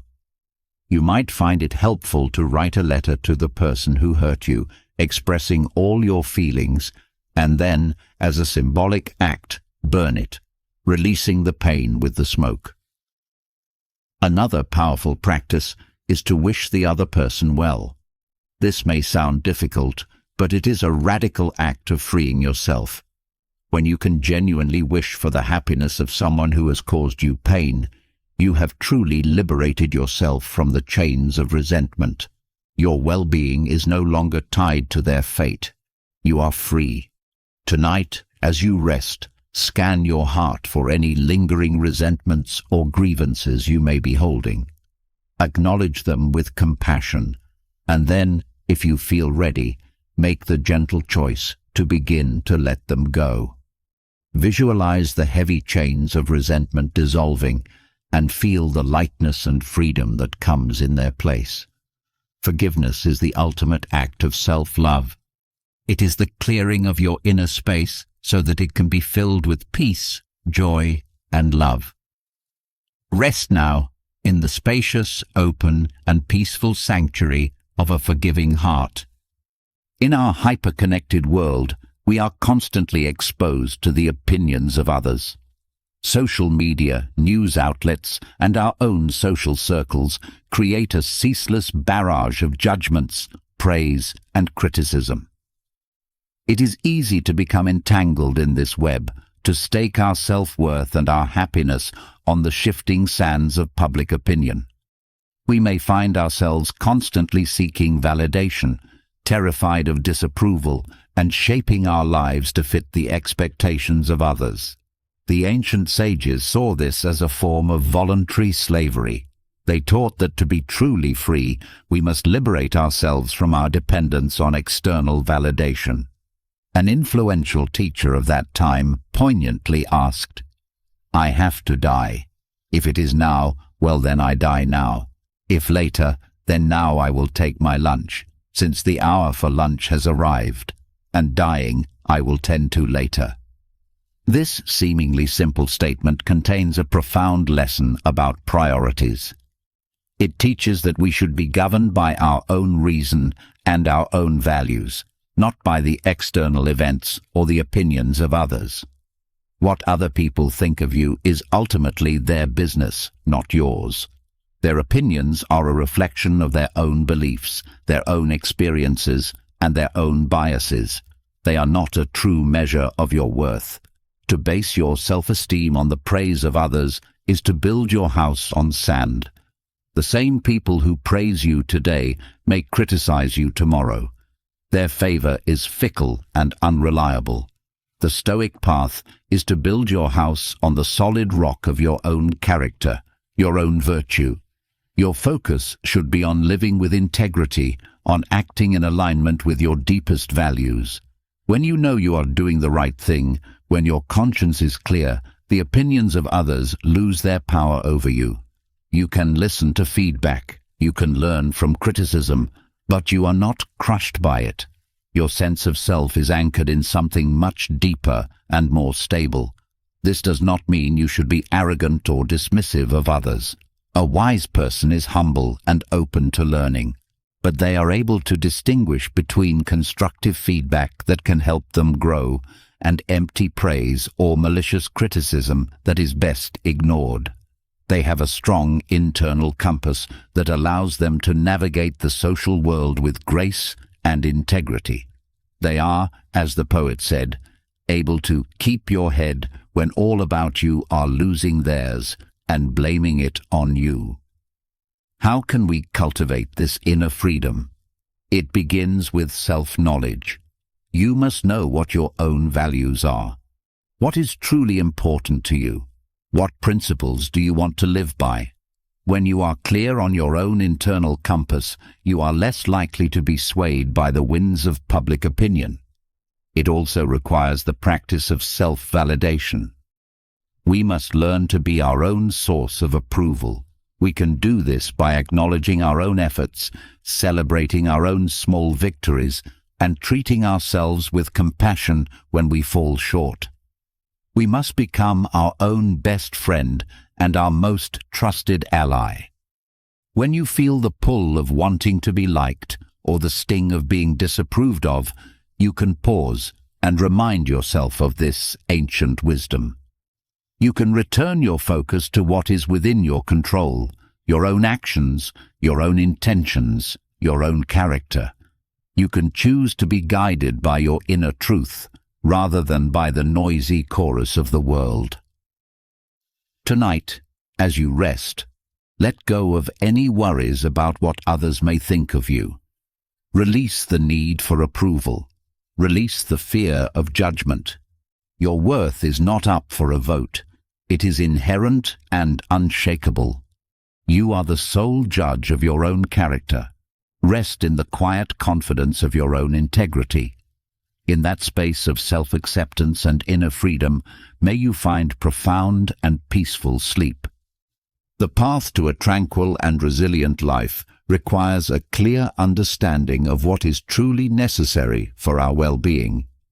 Our modern consumerist culture bombards us with the message that happiness is found in accumulation, that our needs are endless, and that we must constantly strive for more. This creates a state of perpetual dissatisfaction, where we are always chasing the next thing, believing it will finally bring us contentment. The Stoic philosophers offered a powerful antidote to this modern malaise, the wisdom of distinguishing between what we truly need and what we merely want. A great Roman thinker who lived a life of both immense wealth and profound simplicity taught that the person who is content with what they have is the richest of all. He understood that true wealth is not about having great possessions, but about having few wants. This is a fundamental shift in perspective that can liberate us from the endless cycle of desire and disappointment. The Stoics suggested that our true needs are actually quite simple and easy to satisfy. We need food and water to nourish our bodies, shelter to protect us from the elements, and companionship to nourish our souls. Nature, they believed, has provided for these basic needs in abundance. The problem arises when we confuse our wants with our needs. We may want a gourmet meal, but we only need simple, nutritious food. We may want a mansion, but we only need a safe and comfortable home. We may want the admiration of thousands, but we only need the genuine connection of a few dear friends. These manufactured wants, often fueled by advertising and social comparison, are insatiable. They are a bottomless pit that can never be filled. The more we get, the more we want, and our peace of mind is sacrificed in this relentless pursuit. The practice of differentiating between needs and wants is an exercise in wisdom and self-control. It requires us to pause before we act on a desire and to ask ourselves with honesty, is this something I truly need, or is this just a fleeting want? Will this bring me lasting joy and well-being, or just a momentary pleasure? This simple act of questioning can break the spell of impulsive consumption and reconnect us with our true values. This does not mean we must live a life of harsh asceticism. The Stoics were not against enjoying the good things in life. but they believed we should enjoy them without becoming dependent on them. We should be able to appreciate a fine meal, but also be content with a simple one. We should be able to enjoy a comfortable home, but not have our happiness destroyed if we have to live more simply. This is the essence of resilience. It is the ability to be happy and virtuous in any circumstance. By simplifying our needs, we become less vulnerable to the whims of fortune. We are less afraid of loss, because we know that our true well-being does not depend on the things that can be taken away. We discover a profound sense of freedom and security that comes not from our bank account, but from our own inner resources. This is the wealth that truly matters. Tonight, as you prepare for sleep, reflect on your own needs and wants. What are the things you believe you need to be happy, and how many of them are truly essential? Can you find a sense of contentment in the simple, fundamental blessings of your life? The breath in your body, the roof over your head, the love in your heart. Let go of the striving, the wanting, the endless pursuit. In the quiet simplicity of the present moment, you will find that you already have everything you need to be at peace. Rest in that abundance. Rest in that freedom. At the core of a meaningful and resilient life lies the Stoic principle of duty. The ancient philosophers believed that as rational social beings, we have a responsibility to act with purpose and integrity, to fulfill our roles in the world to the best of our ability. This is not a grim or burdensome obligation, but a source of profound satisfaction and inner peace. The practice of duty is about aligning our actions with our deepest values and contributing to the common good. A great emperor and philosopher of the past began each day by reminding himself of his duty. At dawn, when you have trouble getting out of bed, tell yourself, "I have to go to work. As a human being, what do I have to complain of if I'm going to do what I was born for? The things I was brought into the world to do? Or is this what I was created for, to huddle under the blankets and stay warm?" This is a powerful call to action. It reminds us that we have a purpose, that our lives are not meant to be spent in passive comfort, but in active, virtuous engagement with the world. Our duty, in the Stoic sense, is multifaceted. We have a duty to ourselves, to cultivate our reason, to strengthen our character, and to live in accordance with our highest potential. This is the foundation of a good life. We cannot be of service to others if we have not first taken care of our own soul. We also have a duty to others, to our families, our friends, our communities, and to the larger human family. As social creatures, our well-being is intertwined with the well-being of those around us. The Stoic virtue of justice calls us to be fair, kind, and compassionate in all our dealings. Every act of service, no matter how small, is a fulfillment of this duty. It is about playing our part in the great human drama with honor and integrity. The concept of duty gives our lives a sense of direction and meaning. When we know what our duty is, we have a clear compass to guide our decisions. We are no longer adrift in a sea of conflicting desires and distractions. We have a purpose that is larger than our own personal pleasure or comfort. This sense of purpose is a powerful source of resilience. When we are acting from a place of duty, we can endure hardship with greater fortitude. We know that we are doing what is right, what is necessary, and this gives us the strength to persevere. Our actions are no longer just for ourselves. They are part of a larger, more meaningful whole. This does not mean that we must all have grand, heroic roles to play.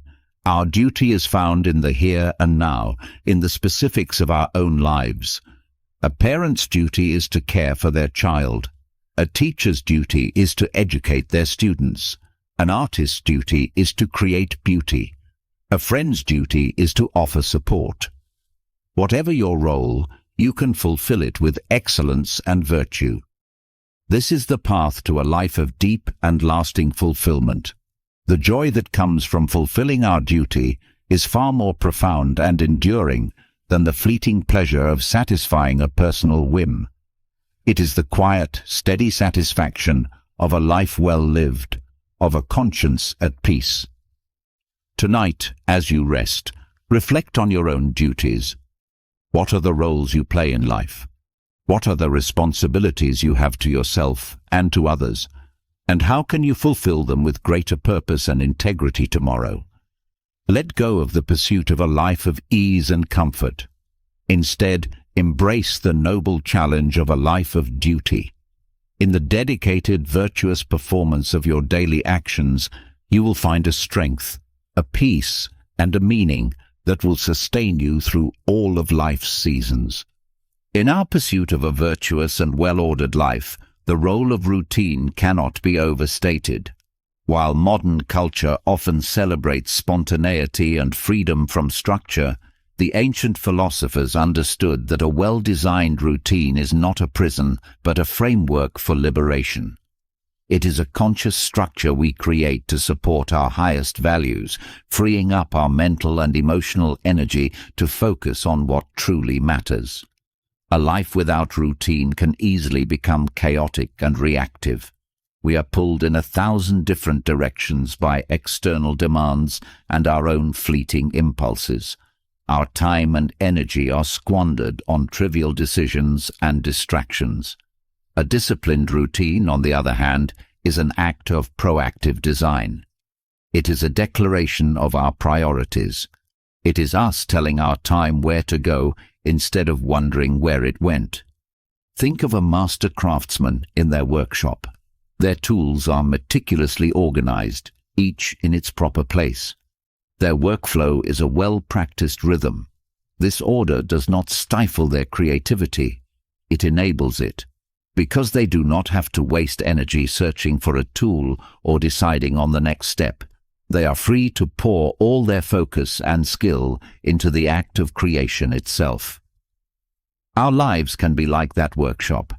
By creating routines for the essential tasks of our day, waking, working, exercising, eating, and resting, we automate a large portion of our decisions.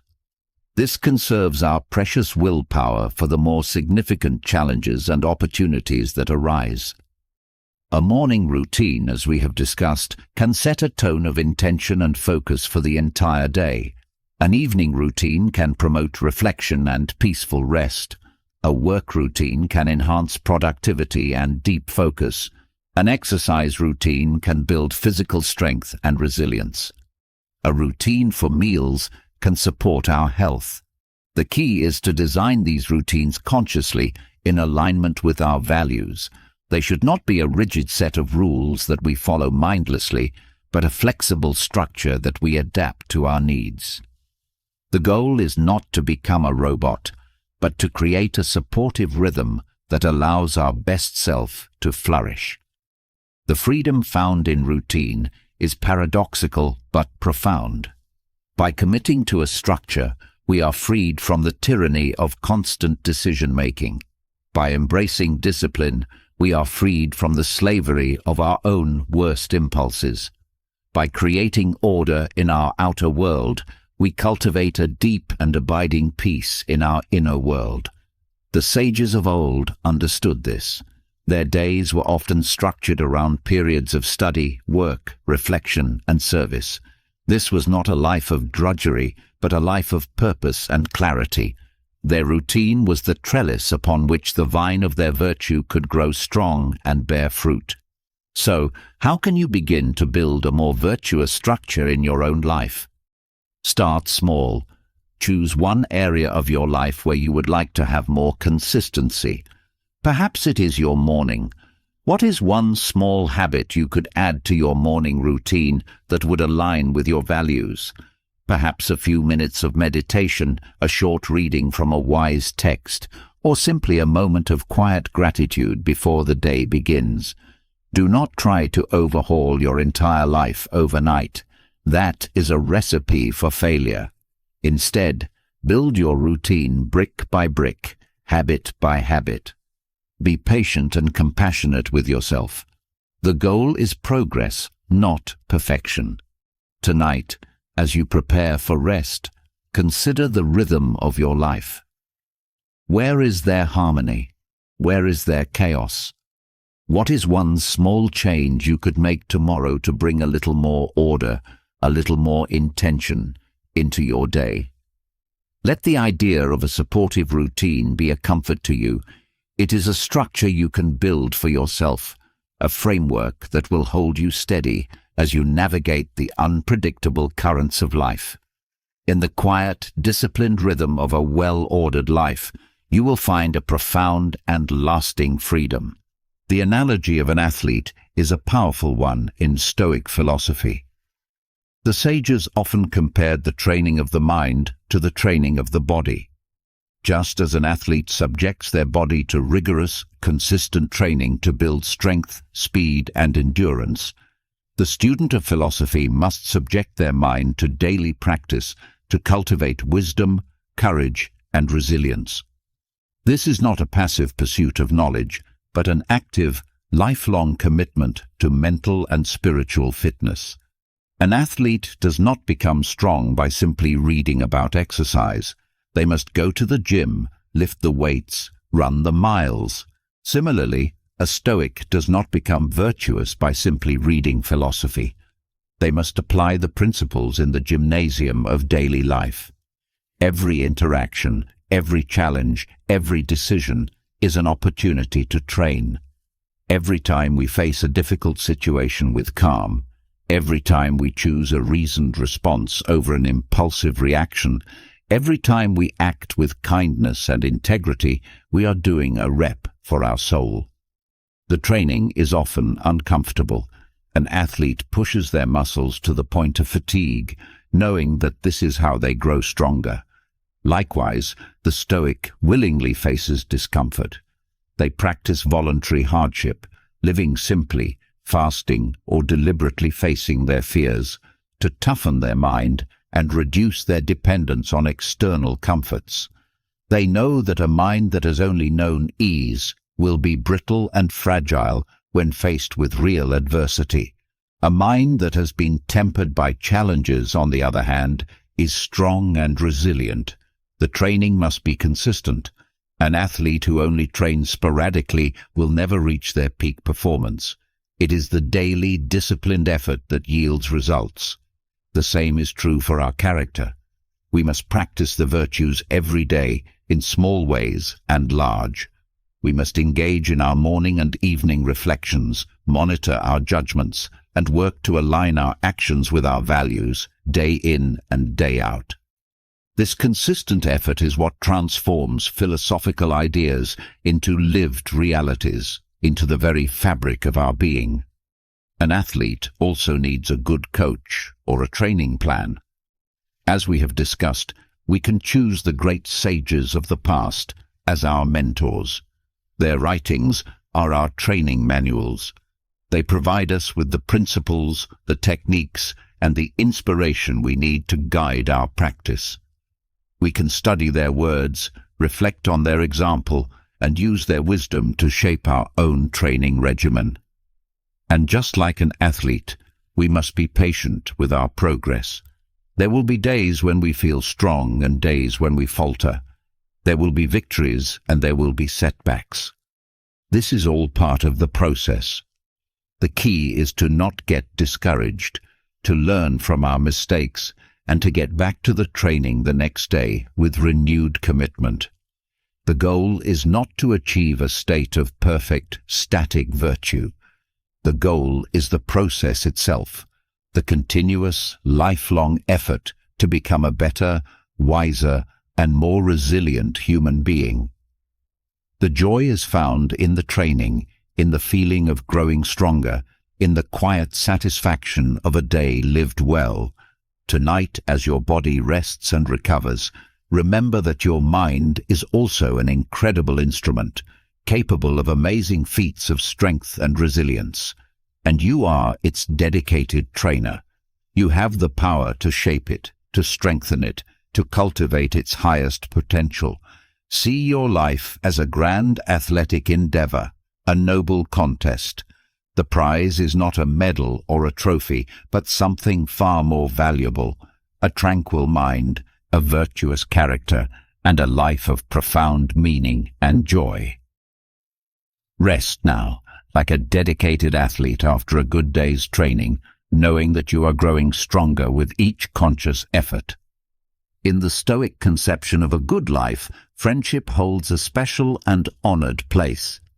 But the sages' understanding of friendship was far deeper than mere companionship or social pleasure. For them, true friendship was a bond of shared virtue, a connection between two souls who are both committed to the journey of self-improvement and living an ethical life. It was a relationship built not on utility or pleasure, but on mutual respect, admiration for each other's character, and a shared love of wisdom. A wise Roman philosopher wrote to his friend, "If you consider any man a friend whom you do not trust as you trust yourself, you are mightily mistaken, and you do not sufficiently understand what true friendship is." This highlights the profound level of trust and intimacy that characterizes a Stoic friendship. It is a relationship where you can be completely yourself, where you can share your deepest thoughts, your struggles, and your aspirations without fear of judgment. Your friend is a mirror for your soul, someone who helps you to see yourself more clearly and holds you accountable to your own highest values. This kind of friendship is a powerful catalyst for personal growth. A true friend is not someone who simply flatters you or agrees with everything you say. A true friend is someone who challenges you to be better, who gently points out your blind spots, and who encourages you when you falter on the path of virtue. They are a training partner in the gymnasium of life, someone with whom you can practice the philosophical arts. You can discuss ideas, debate ethical dilemmas, and support each other in facing life's challenges. In this way, friendship becomes a shared journey toward wisdom. The Stoics believed that we are all interconnected, part of a single human community. Friendship is the most intimate and powerful expression of this interconnectedness. It is in the context of a virtuous friendship that we most fully practice the social virtues of justice, kindness, and compassion.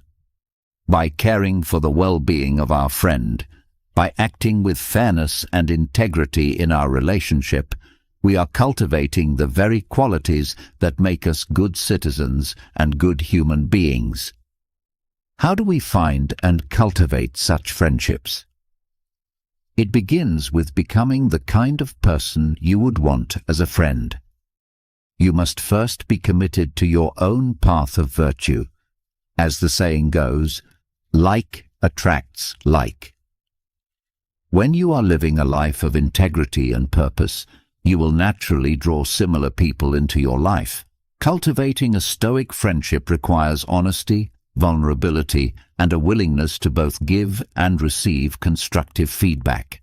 It requires dedicating time and attention to nurturing the bond, to engaging in meaningful conversation, and to being there for your friend in times of need. It is one of the most worthwhile investments you can make in your life. This deep, virtuous friendship is a source of immense joy and resilience. It is a refuge in times of trouble, a source of celebration in times of success, and a constant inspiration to continue on the path of self-improvement. It is one of the greatest treasures a person can possess, a wealth of the soul that far surpasses any material riches. Tonight, as you rest, think of the friends in your life. Are there relationships that embody this ideal of shared virtue? Take a moment to feel a sense of gratitude for these precious bonds, and perhaps consider how you can be a better friend tomorrow, more present, more compassionate, more encouraging. And if you feel you lack this kind of deep connection, do not despair. Begin by being a better friend to yourself and by walking the path of virtue with dedication. In time, you will find fellow travelers to share the journey. Rest now in the warmth and security of the idea of true friendship, a sacred bond of the soul. Life, in its inevitable unfolding, will present us with moments of profound sorrow and loss. We will lose loved ones, face disappointments, and experience the pain of endings. In these moments, our resilience is put to the ultimate test. Modern culture often encourages us to suppress or avoid grief, to be strong and move on as quickly as possible. The Stoic philosophers, however, offered a wiser and more compassionate approach. They did not advocate for the suppression of grief, but for navigating it with dignity, reason, and an understanding of the natural order of things. The first step in the Stoic approach to grief is to accept the reality of loss. The sages taught that we should not be surprised by the vicissitudes of life. They practiced premeditating on potential losses, not to become morbid, but to be mentally prepared. They understood that everything we love and cherish is on loan to us from fortune, and at any moment it may be recalled. As one teacher advised, when you are tucking your child into bed at night, you might silently reflect, "You may not be here in the morning." This is not a dark thought, but a radical practice of appreciating the present moment and accepting the impermanence of all things. When loss does occur, it is natural to feel pain. The Stoics were not unfeeling statues. They acknowledged the deep emotional impact of grief. A great Roman thinker who lost his own beloved daughter wrote movingly about his sorrow. However, he distinguished between natural, initial grief and prolonged, self-indulgent mourning. He believed that the initial shock and pain are natural and should be allowed. But to wallow in sorrow indefinitely, to let it consume our lives, is an act of unreason. It is to rebel against the nature of reality.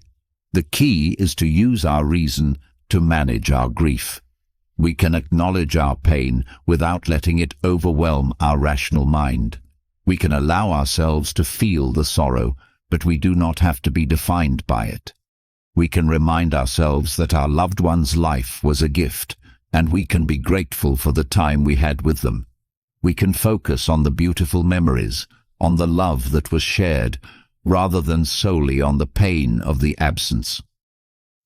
A powerful Stoic practice is to separate our judgments from the event. The loss itself is a neutral fact. It is our interpretation. This is a terrible tragedy. I cannot live without them. That creates the intense suffering. We can learn to see the loss as part of the natural cycle of life, as painful as it may be. This does not erase the pain, but it can prevent it from spiraling into despair. The Stoics also emphasized our duty to continue living, not just for ourselves, but for others. Even in our grief, we have roles to play, responsibilities to fulfill. By focusing on our duties, on being of service to others, we can find a sense of purpose that can help to carry us through the darkest times. We can honor the memory of our loved ones by living our own lives with greater virtue and compassion. Navigating grief is a deeply personal journey, and there is no single right way to do it. But the Stoic path offers a framework of dignity, resilience, and wisdom. It allows us to honor our pain without being consumed by it. It teaches us to find strength in reason, solace in gratitude, and purpose in duty. It shows us that even in the face of the greatest losses, we can maintain our inner citadel, our unshakable core of peace and integrity. Tonight, if you are carrying the weight of grief, be gentle with yourself. Allow your feelings to be there without judgment, and then you might gently introduce a thought of gratitude for what was, a thought of acceptance for what is, and a thought of courage for what will be. You are stronger than you know. Your capacity for resilience is immense. Rest now in the quiet, healing sanctuary of your own brave heart. The universe is change. Our life is what our thoughts make it. This profound statement from a Roman emperor encapsulates a central tenet of Stoic philosophy. The world is in a constant state of flux, and our ability to thrive depends on our capacity to adapt with flexibility and a well-ordered mind. Change is the only constant in life. Seasons change, our bodies change, our relationships change, our circumstances change. To resist this fundamental law of nature is to set ourselves up for a life of constant struggle and frustration. A tree that is rigid and unbending will snap in a strong wind, while a tree that is flexible and sways with the breeze will endure. So it is with the human mind. The Stoic path is not about building a rigid, unyielding character, but about cultivating a flexible, adaptable, and resilient one. It is about learning to bend without breaking, to flow with the currents of life rather than fighting against them. This mental flexibility is a product of our reason. By understanding that change is natural and inevitable, we can greet it not with fear and resistance, but with a sense of curiosity and openness. When faced with an unexpected change, a shift in our career, a move to a new city, a change in our health, our first reaction might be anxiety. We cling to the familiar and fear the unknown. The Stoic practice is to pause and observe this initial reaction, and then to use our reason to reframe the situation. Instead of seeing the change as a threat, we can choose to see it as an opportunity to learn, to grow, to experience something new, to develop new skills, to prove our own resilience. This is the alchemy of the Stoic mind, the ability to turn a potential obstacle into a stepping stone. This adaptability also applies to our plans and expectations. We may have a clear vision for our future, a detailed map of how we want our lives to unfold. But life rarely follows our maps precisely. There will be detours, roadblocks, and unexpected turns. The wise person holds their plans lightly. They work diligently towards their goals, but they are not shattered when things do not go exactly as planned. They are able to pivot, to adjust their sails, to find a new path forward. They understand that the journey itself is the goal, and that the lessons learned along the way are often more valuable than the original destination. The practice of the view from above is a powerful tool for cultivating this flexibility. By zooming out and seeing our lives in the context of the vastness of time and space, we are reminded of the smallness and transience of our individual plans. This cosmic perspective can help us to let go of our rigid attachment to specific outcomes and to embrace the larger, mysterious flow of existence. Cultivating flexibility also means being open to changing our own minds. A wise person is not dogmatic. They are willing to listen to new ideas, to consider different perspectives, and to update their own beliefs in the light of new evidence or deeper understanding. They are in a constant state of learning and growth. Their mind is not a fixed monument, but a living, evolving garden. Tonight, as you rest, let go of any rigid attachments you may be holding. Release your grip on how you think things should be. Embrace the idea of life as a fluid, dynamic dance. You are a dancer, and your task is to move with grace and skill, adapting to the ever-changing rhythm of the music. You do not need to know all the steps in advance. You just need to be present, attentive, and willing to move. In this state of flexible, open awareness, you will find a profound sense of peace and freedom.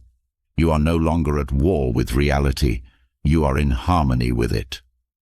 Rest now in the gentle, flowing current of life.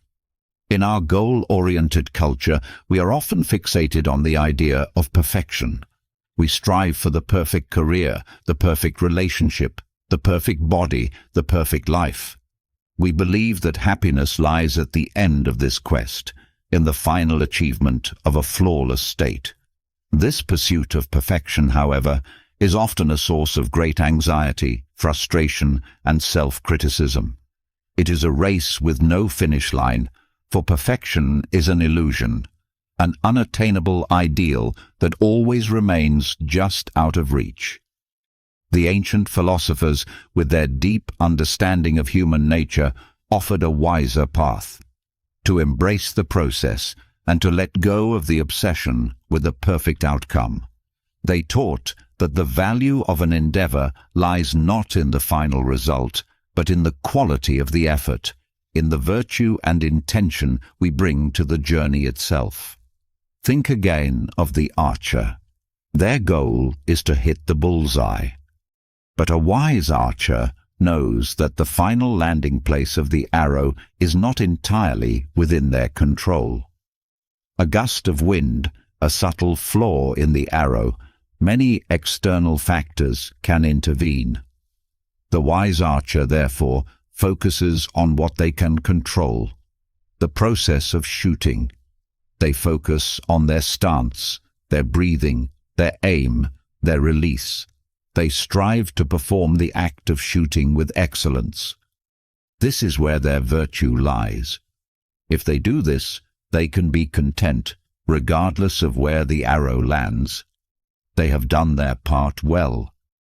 This is a powerful metaphor for how we should approach our lives. We should have goals and aspirations. We should strive for excellence. But we must learn to detach from the outcomes and to find our satisfaction in the process. When you are working on a project, focus on doing the work with diligence, creativity, and integrity. When you are in a relationship, focus on being a loving, present, and compassionate partner. When you are pursuing a personal goal, focus on the daily habits, the consistent effort, the joy of learning and growing. When you embrace the process, you free yourself from the tyranny of the result. Your happiness is no longer postponed to a future moment of success. It is found here and now in the act of engaged, virtuous living. You are no longer devastated by failure because you know that you have given your best effort, and you are not overly inflated by success because you know that it is not the sole measure of your worth. This mindset cultivates a deep sense of resilience. You are able to persevere through setbacks because your motivation is not dependent on constant validation. You are able to enjoy the journey with all its ups and downs because you are not solely focused on the destination. You are more willing to take risks and to try new things because you are not paralyzed by the fear of not being perfect. To embrace the process is also to embrace our own imperfection. We will make mistakes. We will fall short. This is part of the human journey. A wise person does not berate themselves for their mistakes. They see them as valuable feedback, as opportunities to learn and to refine their approach. They are patient and compassionate with themselves, knowing that growth is a gradual, ongoing process. Tonight, as you prepare to rest, let go of the need to be perfect. Release any self-criticism or disappointment you may be holding about not having reached a certain goal. Instead, shift your focus to your efforts. Acknowledge the diligence, the courage, and the intention you brought to your day. Find satisfaction in the process of your own becoming. You are a work in progress, a masterpiece in the making, and the beauty lies not in a final, flawless state, but in the dynamic, ongoing, and perfectly imperfect process of your own unfolding. Rest now in the peaceful acceptance of your own journey. In the social landscape of our lives, The desire to be liked and to fit in is a powerful and deeply ingrained human impulse. From a young age, we learn to seek the approval of others, our parents, our teachers, our peers. This can be a healthy impulse, as it helps us to form bonds and to live harmoniously in a community. However, this desire can become a source of great suffering when it leads us to compromise our own integrity, to silence our own truth, and to live an inauthentic life. The Stoic philosophers championed the virtue of authenticity. They believed that a good life is one lived in alignment with our own reason and our own deepest values. This sometimes requires the courage to be disliked, to stand apart from the crowd, and to be true to ourselves, even when it is unpopular. A great teacher of the past, who was himself exiled for his philosophical views, understood this well. He taught that we should be more concerned with the state of our own soul than with the opinions of others. He knew that seeking external validation is a form of slavery, as it makes our happiness dependent on something we cannot control, the judgments of other people. When we live to please others, we give away our power. We become chameleons, constantly changing our colors to fit our surroundings. We may become agreeable and well-liked, but we lose something far more valuable, our own soul. We feel a sense of inner conflict, a quiet unease that comes from not living in alignment with our own truth. The courage to be disliked is not about being abrasive, rude, or intentionally contrarian. It is not about a rebellious disregard for the feelings of others. A just and compassionate person always treats others with respect.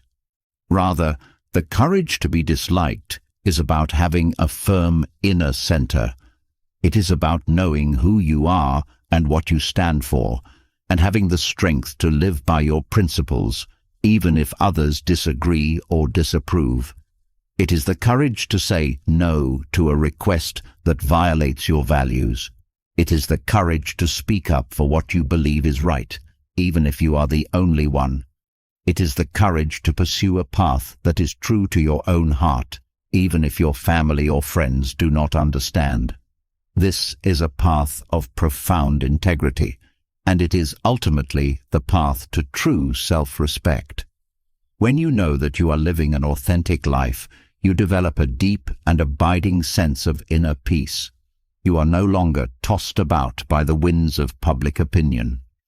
You are anchored in the quiet confidence of your own conscience. This does not mean that we should be indifferent to the feedback of those we trust and respect. A wise person is always open to learning and growth, and the perspective of a true friend can be an invaluable gift. But we must learn to distinguish between constructive feedback that helps us to become better and the pressure to conform that diminishes us. Cultivating the courage to be disliked requires self-knowledge and self-compassion. We must take the time to understand our own values, and we must be willing to stand by ourselves to be our own staunchest ally, especially when we feel the sting of disapproval. Tonight, as you rest, reflect on your own life. Are there areas where you are afraid to be your true self? Are you compromising your values to win the approval of others? And what would it feel like to let go of that fear, to stand tall in your own truth? Imagine the freedom, the lightness, the integrity of an authentic life. It is a life of courage, it is a life of peace, and it is a life that is available to you, one brave choice at a time. Rest now, in the quiet strength of your own authentic heart. The human mind has a natural tendency to focus on what is wrong, what is missing, what is lacking. This negativity bias, as modern psychologists call it, was a useful survival mechanism for our ancient ancestors, helping them to be alert to potential dangers. In our modern world, however, this same tendency can become a source of chronic anxiety, dissatisfaction, and unhappiness. We can become so focused on our problems and our perceived shortcomings that we fail to see the immense good that already exists in our lives. The ancient philosophers offered a powerful and elegant solution to this predicament: the practice of gratitude. They understood that gratitude is more than just a fleeting feeling or a polite response. It is a fundamental virtue, a way of seeing the world, and a direct path to a joyful and resilient life. One of the great sages taught that a wise person does not grieve for the things which they have not, but rejoices for those which they have. This is a conscious and deliberate shift in perspective. It is the art of turning our attention away from the illusion of scarcity and toward the reality of abundance. When we practice gratitude, we are not denying the existence of problems or challenges in our lives. We are simply choosing not to give them our exclusive focus. We are making a conscious choice to also see the good. And the more we look for the good, the more we find it. Gratitude is a muscle that grows stronger with practice. The practice of gratitude is a powerful antidote to many of the negative emotions that steal our peace. It is difficult to feel envious when you are grateful for what you have. It is hard to feel resentful when you are thankful for the lessons in your challenges. It is challenging to feel anxious about the future when you are fully appreciating the gift of the present moment. Gratitude also fosters a deep sense of humility and interconnectedness. It helps us to see that we are not self-sufficient islands. Our lives are supported by a vast network of other people, by the bounty of nature, and by a web of circumstances far beyond our own making. This recognition dissolves the arrogance of the ego and connects us to a sense of a larger whole. We can cultivate gratitude through simple daily practices. As we have discussed, keeping a gratitude journal is a highly effective method. Taking a few minutes each day to write down specific things you are thankful for can literally rewire your brain for happiness. You can also practice gratitude in your interactions with others. A sincere expression of thanks can brighten someone's day and strengthen your relationships. You can practice gratitude for your own body, for its incredible ability to heal, to move, to experience the world. You can be grateful for your mind, for its capacity to learn, to reason, to create. You can even practice gratitude for your challenges. This is a more advanced practice, but it is deeply transformative. When you can look at a difficulty and genuinely say, "Thank you for this lesson. Thank you for making me stronger," you have reached a profound level of wisdom and resilience. You have learned to turn any obstacle into an opportunity. Tonight, as you lie down to rest, let your mind be filled with thoughts of gratitude. Let go of the worries and complaints of the day. Instead, allow yourself to bathe in the warm, healing light of thankfulness. Be grateful for the simple, profound miracle of your own existence. The breath flowing in and out of your body, the gentle support of the bed beneath you, the quiet sanctuary of this present moment. Gratitude is a doorway to joy. It is a path to peace. It is the foundation of a resilient and beautiful life. Rest now in the deep, serene contentment of a grateful heart. As we delve further into the Stoic way of life, we must consider our role not just as individuals seeking personal peace, but as members of a larger human community. The ancient philosophers had a profound sense of our interconnectedness, a concept they called sympatheia, the idea that all things are mutually woven together and have an affinity for each other. They believed that we are not isolated atoms, but cells in a single, vast organism, the cosmos, or the human family. From this perspective, our individual well-being is inextricably linked to the well-being of the whole. A wise emperor and philosopher expressed this beautifully. What is not good for the beehive is not good for the bee. This simple analogy captures the essence of Stoic social ethics. It reminds us that our actions have consequences that ripple outward, affecting those around us.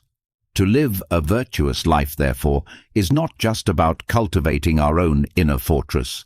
It is also about contributing positively to the world we share. The virtue of justice, as we have explored, is central to this social duty. It calls us to be fair, kind, and compassionate in all our dealings.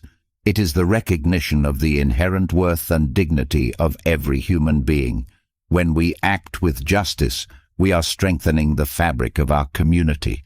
We are contributing to a world where all can flourish. This sense of being a citizen of the world, a cosmopolitan, was a radical idea in the ancient world, and it remains a powerful and necessary one today.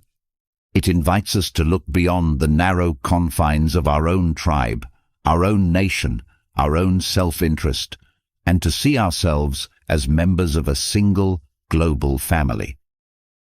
This perspective is a potent antidote to the divisiveness, prejudice, and conflict that plague our modern world.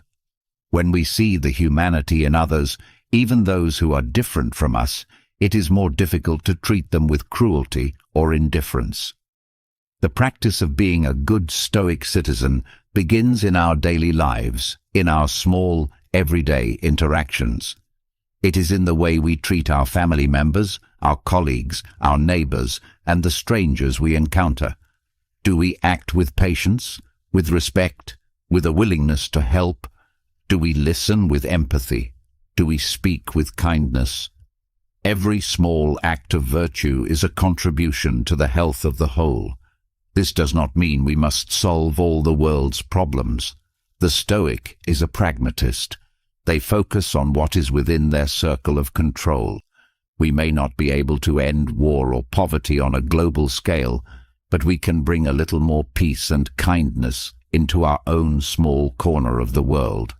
We can be a source of stability and reason in our own families and communities. We can do our work, whatever it may be, with integrity and a spirit of service. Living as a Stoic citizen is not a burden. It is a source of deep meaning and fulfillment. When we know that our lives are part of something larger than ourselves, when we are contributing to the common good, we experience a joy that transcends personal pleasure. We are fulfilling our nature as rational, social beings. We are living in harmony with the cosmos. Tonight, as you rest, expand your awareness beyond your own personal concerns. Feel your connection to the countless other souls who share this planet with you. Send a silent wish of peace and well-being to all of them. Recognize that you are part of this vast, intricate, and beautiful web of life, and make a gentle commitment to play your part, however small, with virtue, with compassion, and with a sense of shared humanity. In this sense of belonging, of purpose, of service, may you find a deep and abiding peace. The rhythm of modern life often feels like a frantic race against time. We are pressured to achieve more, to move faster, to get immediate results. This culture of impatience can create a great deal of stress and anxiety. We become frustrated when things do not happen on our timeline, and we can lose faith when our efforts do not yield immediate fruit. The ancient sages, living in a world that moved at a much slower pace, had a deep appreciation for the virtue of patience. They understood that everything in nature has its own rhythm, its own season, and that to fight against this natural timing is a source of unnecessary suffering. A tree does not grow to its full height overnight. A seed does not sprout the moment it is planted. There is a process of germination, of growth in the darkness, that is necessary and cannot be rushed. The Stoics taught that so it is with our own lives, with our personal growth, and with the unfolding of events. Patience is not passive waiting or resignation. It is an active and wise trust in the process. It is the ability to persevere with our efforts without becoming discouraged by the apparent lack of immediate results. It is the understanding that some of the most valuable things in life, wisdom, character, deep relationships, meaningful work, take time to cultivate. Imagine you are planting a garden. You prepare the soil, you plant the seeds, you water them, and you remove the weeds. You do everything in your power to create the right conditions for growth, but you cannot force the plants to grow faster than their nature allows. You must have the patience to wait, to trust in the process of nature, to allow the sun and the rain to do their work. A wise gardener does not dig up the seeds every day to see if they are sprouting. They know that this would destroy the very thing they are trying to nurture. So it is with our goals and aspirations. We must do our part with diligence and virtue. We must plant the seeds of our intentions and water them with our consistent effort. But then we must have the patience to let them grow. We must trust that if we have created the right inner conditions, the results will come in their own time. Patience is also a crucial virtue in our relationships with others. People have their own journeys, their own pace of learning and growth. To be impatient with others, to demand that they change on our timeline, is a form of arrogance. True compassion involves having the patience to meet people where they are, to offer our support and encouragement without forcing our own agenda. When you feel the grip of impatience, when you are frustrated by the slowness of progress, you can practice this Stoic wisdom. You can pause and remind yourself of the natural rhythm of things. You can shift your focus from the desired outcome to the quality of your present effort. You can find satisfaction in the process itself, in the knowledge that you are doing your part well. You can practice trust. Trust in yourself, trust in the process, trust in the larger order of life. This trust is not a blind faith, but a reasoned confidence that comes from understanding the nature of reality. Tonight, as you drift off to sleep, let go of any sense of urgency or frustration you may be holding. Release the need for everything to happen now. Embrace the virtue of patience. Trust that the seeds you have planted in your life are germinating, even if you cannot yet see the sprouts. Your journey is unfolding in its own perfect time. There is no need to rush. There is no need to worry. Simply be present with the process and have faith in your own becoming. In the quiet, steady rhythm of patience, may you find profound and peaceful rest. In the theater of our minds, emotions are the principal actors. They take center stage, delivering dramatic monologues of joy, anger, sadness, and fear. It is easy to become completely absorbed in their performance, to identify so strongly with them that we forget that we are not the actors, but the silent, aware audience.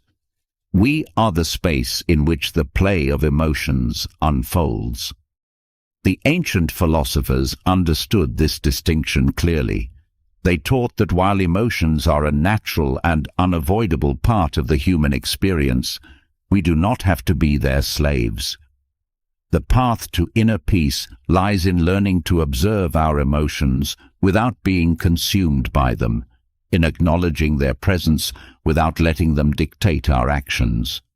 When you feel a strong emotion, such as anger, rising within you, think of it as a storm cloud gathering in the vast sky of your mind. You are the sky, not the cloud. The cloud is a temporary weather pattern passing through. It may be dark and turbulent, but it cannot harm the sky itself. The sky remains spacious, open, and fundamentally peaceful. The common mistake is to identify with the cloud. We say, "I am angry," as if our entire being has been reduced to this single fleeting emotion. A more stoic and wiser perspective would be to say, I am aware of a feeling of anger arising within me. This subtle shift in language creates a profound shift in consciousness. It creates a space of observation. From this space, you can look at the emotion with a sense of curiosity. Where is this feeling in my body? What thoughts are accompanying it? What triggered it? By observing the emotion in this detached way, you rob it of its power to control you. You are no longer swept away by the storm. You are the calm, steady presence that watches it pass. This practice is not about suppressing or denying your emotions. Suppressed emotions do not disappear. They simply go underground, where they can fester and cause greater harm later. The Stoic approach is one of acknowledgement and acceptance. You allow the emotion to be there. You give it space to exist, but you do not have to act on it. You can feel a surge of anger and choose to respond with calm. You can feel a wave of fear and choose to act with courage. You can feel a pang of sadness and choose to meet it with self-compassion. This is the essence of emotional resilience. It is the freedom to feel without being defined by your feelings. It is the power to choose your response rather than being a victim of your reactions. This skill, like any other, is strengthened with practice. You can start with small emotions. When you feel a minor irritation, a flicker of anxiety, a moment of sadness, practice observing it. Notice the sensations in your body, the thoughts in your mind. Breathe into it, and watch as, like a cloud, it eventually changes and dissolves.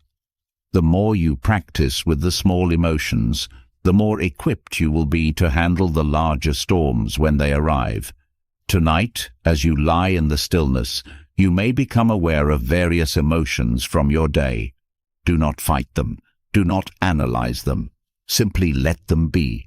Welcome them as temporary visitors in the vast, peaceful house of your being. You are the host, calm and gracious. They are the guests who will come and go. In this spacious, non-judgmental awareness, you will find a deep and abiding peace. You are the sky, eternal and serene. The clouds of emotion are just passing through. Rest in the vast, quiet expanse of your own true nature.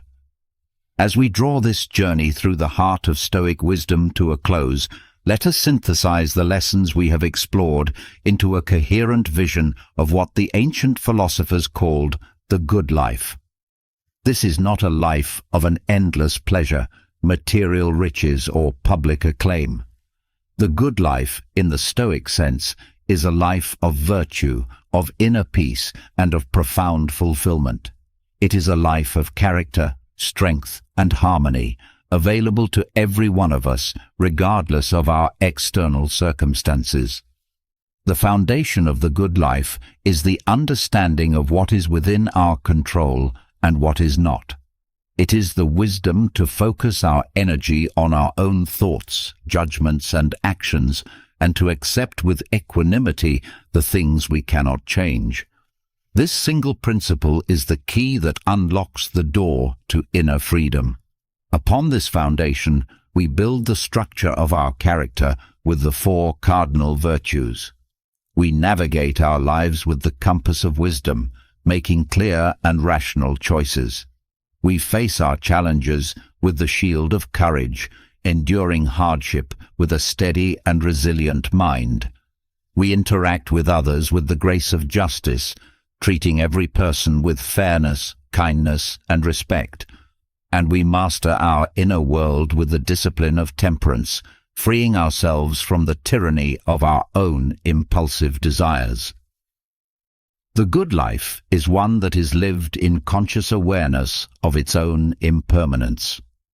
By remembering that our time is finite, through the practice of memento mori, we learn to cherish each moment as a precious gift. We stop postponing our happiness and start living with a sense of purpose and urgency. We love more deeply, forgive more easily, and waste no time on trivialities. This awareness leads us to an embrace of our own unique destiny, the practice of amor fati. We learn to love every part of our journey, the smooth paths and the rocky ones, seeing every experience as a necessary and valuable part of our own becoming. We stop fighting with reality and find a deep peace in saying yes to our life just as it is. In the good life, our perspective is broad and expansive. Through the view from above, we see our own concerns in the context of the vast cosmos, cultivating humility and a sense of interconnectedness. We recognize ourselves as citizens of the world with a duty to contribute to the common good. Our relationships are deep and meaningful. We strive to be a true friend to ourselves, treating ourselves with compassion and encouragement. And we seek out and nurture friendships built on shared virtue, relationships that challenge us, support us, and help us to grow. We navigate the inevitable storms of life, grief, anger, fear, not by suppressing our emotions, but by observing them with a calm and reasoned mind. We are the sky, not the clouds. We cultivate an inner citadel of peace that cannot be breached by external turmoil. The good life is a process, not a destination. It is a daily practice, a lifelong commitment to growth and self-improvement. It is not about achieving a state of perfection, but about embracing the journey with an open heart and a disciplined mind. It is about finding joy not in the outcome, but in the virtuous effort itself. Tonight, as you surrender to the gentle pull of sleep, let this vision of the good life be your guide. Know that you have within you all the tools you need to craft such a life. You have the power of reason, a capacity for virtue, a strength for resilience. You are the sculptor of your own soul. The path is clear. It is a path of wisdom, of courage, of justice, of temperance. It is a path of peace, of joy, of profound and lasting meaning. Walk this path, and know that with every conscious step, you are not just building a better life, you are becoming a better human being. Rest now in the serene and powerful vision of your own highest potential. Let us turn our minds now to the very fabric of our being, the silent architect of our world, our thoughts. It has been said by wise thinkers throughout the ages that our life is what our thoughts make it. This is not a mere poetic phrase. It is a profound psychological and philosophical truth. Your entire experience of reality, the joy you feel, the sorrow you endure, the peace you cultivate, is filtered through and created by the quality of your thoughts.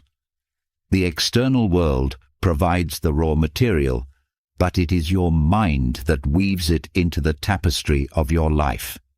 Imagine two people looking at the same sunset. One, whose mind is cluttered with worry and resentment, sees only the dying of the light, a reminder of an ending day and the anxieties of tomorrow. The other, whose mind is calm and grateful, sees a spectacular display of color and beauty, a moment of profound peace and wonder. The sunset is the same. The internal landscape is what creates the experience. The Stoics understood this principle with unparalleled clarity. They taught that the mind, or the hegemonikon, the ruling faculty, is the source of all our judgments and therefore all our emotions. If you can master your thoughts, you can master your life. This is the ultimate form of power. This mastery does not mean forcefully stopping your thoughts or trying to maintain a constantly positive outlook. The mind is a restless thing, and thoughts will arise unbidden like clouds in the sky. The mastery lies in choosing which thoughts to engage with, which to believe, and which to simply let pass. It is the art of becoming a discerning guardian at the gates of your own mind. When a negative thought appears, a thought of fear, self-doubt, or anger, you do not have to invite it in for a long conversation. You can acknowledge its presence and then gently turn your attention elsewhere to a thought that is more constructive, more virtuous, more true. This is a practice of mental discipline. It is like training a wild horse. At first it will resist, bucking and pulling in every direction. But with patient, consistent effort, you can teach it to be a calm and reliable companion. You can guide your thoughts rather than being dragged along by them. One of the most powerful techniques for this mental training is the practice of questioning your thoughts. When a distressing thought arises, you can ask yourself, is this thought true? Can I be absolutely certain that it's true? How do I react when I believe this thought? Who would I be without this thought?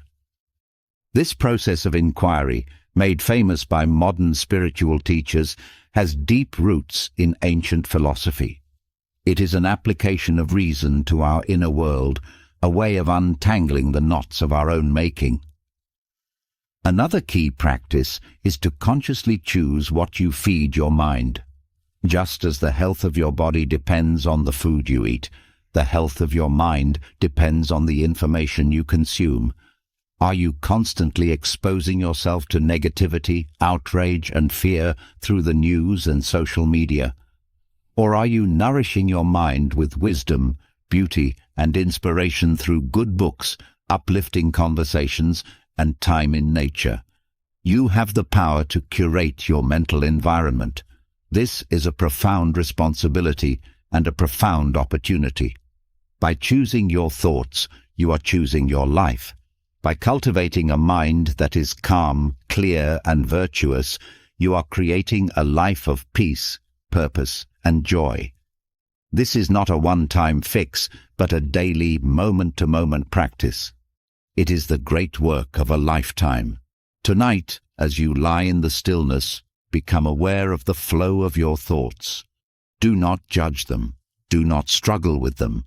Simply observe, and know that you are the observer, the silent, peaceful awareness behind the thoughts.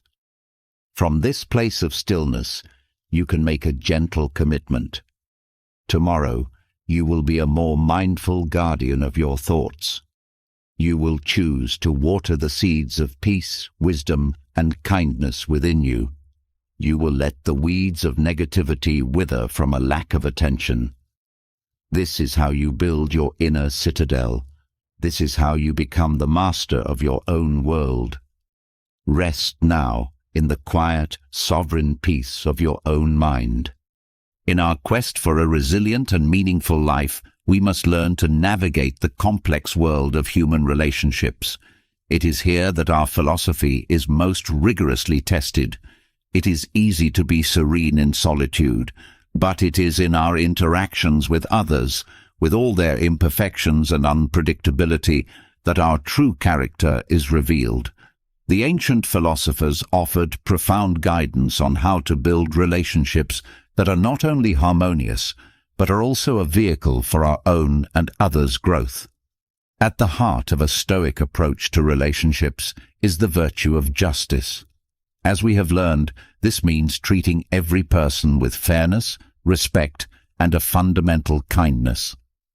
It is the recognition that every human being, regardless of their station or their behavior, is a fellow citizen of the cosmos, a spark of the same universal reason. This perspective is a powerful foundation for compassion. When someone acts in a way that is hurtful or frustrating, the Stoic practice is not to react with anger, but to try to understand the source of their behavior. A great sage taught that people do wrong only out of ignorance of what is good. They are like a person who is sick or lost. To be angry with them is as illogical as being angry with someone for having a fever. The rational and compassionate response is to try to help, to teach, to guide, or, if that is not possible, to meet their ignorance with our own understanding and fortitude. This does not mean we should tolerate abuse or allow others to harm us.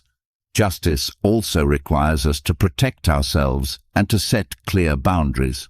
A wise person does not needlessly expose themselves to toxic environments. They choose their company carefully, seeking out friends who share a commitment to virtue and growth. We must also apply the dichotomy of control to our relationships. We cannot control what other people say, think, or do. We can only control our own response. To stake our happiness on the approval, the love, or the behavior of another person is to give away our power and to set ourselves up for inevitable disappointment. Our task is to be the best friend, the best partner, the best parent, or the best colleague we can be. We must focus on our own side of the street, on acting with integrity, love, and kindness. And then we must let go of the outcome. We must allow others the freedom to be who they are, to make their own choices, and to walk their own path.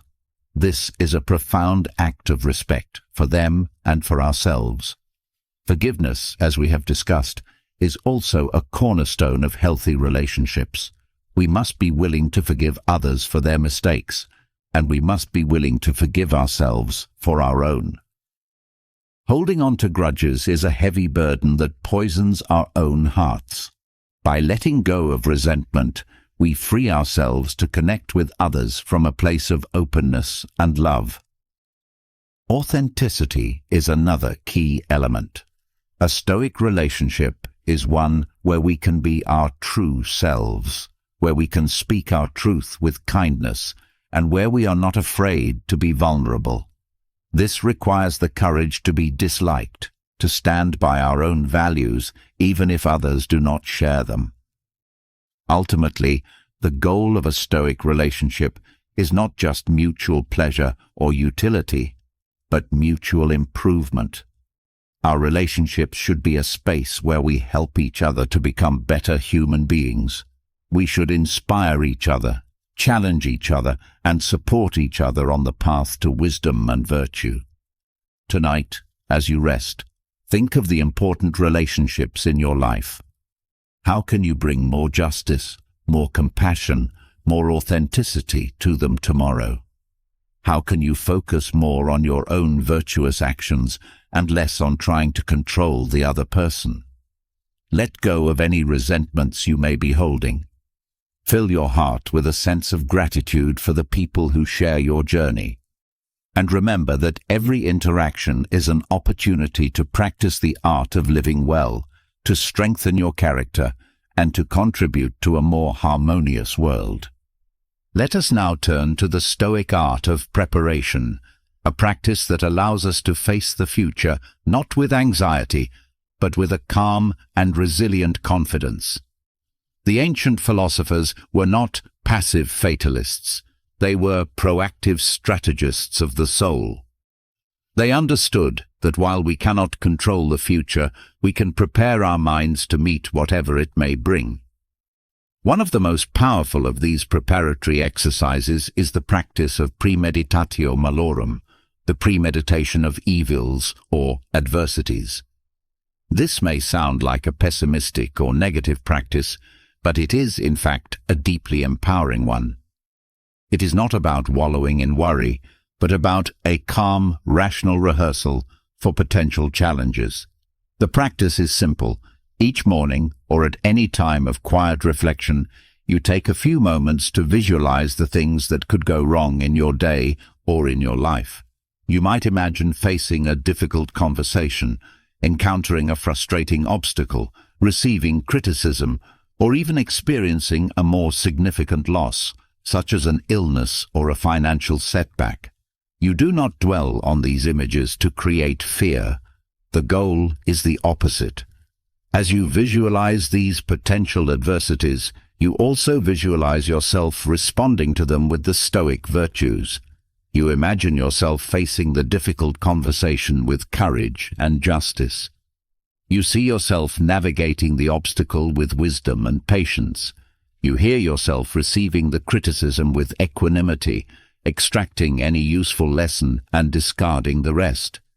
You envision yourself enduring the loss with fortitude and grace. By doing this, you are desensitizing yourself to the fear of these events. You are, in effect, vaccinating your mind against the shocks of life. When you have already faced a challenge in your mind, it loses much of its power to disturb you when it actually occurs. You are not caught by surprise. You are not thrown into a state of panic or confusion. You have a mental script, a practiced response, ready to go. You have, as one sage said, rehearsed for misfortune. This practice also helps you to appreciate what you have right now.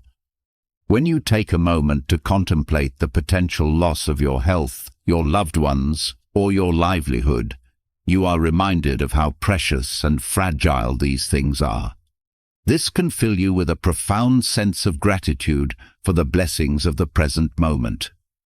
You are less likely to take them for granted. The premeditation of adversity is a tool for building psychological resilience. It is like a fire drill for the soul. We hope the fire never comes, but if it does, we are prepared. We know how to act, where to go, and how to maintain our calm. This preparation is a source of deep and abiding confidence. It is the confidence that comes from knowing that you have the inner resources to handle whatever life throws at you. You are not dependent on a life free of problems for your peace of mind. Your peace comes from your own well-trained, resilient character. This is true freedom. Tonight, as you prepare for rest, you might gently practice a form of this premeditation. You can think of a small challenge you might face tomorrow, and then you can imagine yourself meeting it with your best self, with calm, with wisdom, with courage. Do not let this become a source of worry. Let it be a quiet, empowering rehearsal. And then, let it go. Release the future, and return your attention to the peaceful sanctuary of the present moment. Rest in the quiet confidence that you are prepared. You are strong. You are resilient. Whatever comes, you can handle it. The Stoic philosophy is not a path of withdrawal from the world, but one of active, engaged, and purposeful living.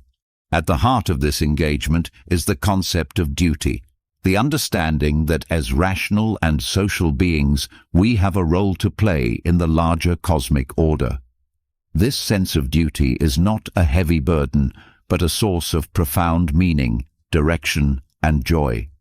It is the answer to the fundamental human question, why am I here? The great Roman emperor, who was also a dedicated student of philosophy, began each day by reminding himself of his duty. He would tell himself that he was not created to huddle under the blankets and stay warm, but to go out and do the work of a human being. This was his motivation, his reason for getting out of bed, his guiding principle for the day. Our duty, in the Stoic sense, is not some grand, externally imposed mission. It is found in the here and now, in the specific circumstances of our lives, in the roles that fate has assigned to us. We have a duty to ourselves, first and foremost. This is the duty to cultivate our own character, to develop our reason, to strive for virtue. This is the foundation upon which all other duties are built. We cannot be a good parent, a good citizen, or a good friend if we are not first working on becoming a good human being. We also have a duty to others. As members of the human family, we are bound by ties of mutual care and responsibility. We have a duty to be kind, to be fair, to be helpful. This duty is expressed in our specific roles. A parent has a duty to their child. A doctor has a duty to their patient. A leader has a duty to their people. A friend has a duty to their friend. Whatever our station in life, we can find our duty there. The beauty of this concept is that it gives meaning to even the most mundane tasks. When you are washing the dishes, you can see it as part of your duty to create a clean and harmonious home for your family. When you are doing a difficult task at work, you can see it as your contribution to the larger enterprise. When you are listening to a friend in need, you are fulfilling your duty of compassion. By infusing our actions with this sense of purpose, we transform them from chores into acts of virtue. A life guided by duty is a life of integrity and coherence. We are no longer pulled in different directions by fleeting desires or the expectations of others. We have a clear, internal compass. We know what we need to do, and we do it, not for praise or reward, but because it is the right thing to do. This is a source of immense inner strength and peace. The satisfaction that comes from a duty well performed is far deeper and more lasting than any superficial pleasure. It is the quiet joy of a life lived in alignment with its true purpose. It is the peace of a clear conscience. So, how can we become more clear about our own duties? We can begin by reflecting on our roles. What are the different hats you wear in your life? As a parent, a child, a partner, a worker, a friend, a citizen. And what are the responsibilities that come with each of these roles? How can you perform them with more excellence, with more virtue? Do not be overwhelmed. The path of duty is walked one step at a time. The key is to bring a sense of purpose and intention to the small, everyday actions of your life. Tonight, as you rest, let go of any sense of aimlessness or confusion you may feel. Embrace the clarity and purpose that comes from a life of duty. Know that your life has meaning, and that meaning is found in the virtuous fulfillment of your unique roles. You have a part to play in the grand symphony of the cosmos. Play it well. In that noble effort, you will find your deepest joy and your most profound peace. In the pursuit of a serene and resilient life, the ancient philosophers placed a high value on simplicity. They understood that an overly complicated life, cluttered with unnecessary possessions, commitments, and desires, is a major obstacle to inner peace. By consciously choosing to simplify our lives, we can free up our energy, clarify our minds, and reconnect with what is truly essential. Our modern world often pushes us in the opposite direction. It celebrates complexity, accumulation, and busyness. We are encouraged to want more, to do more, to be more.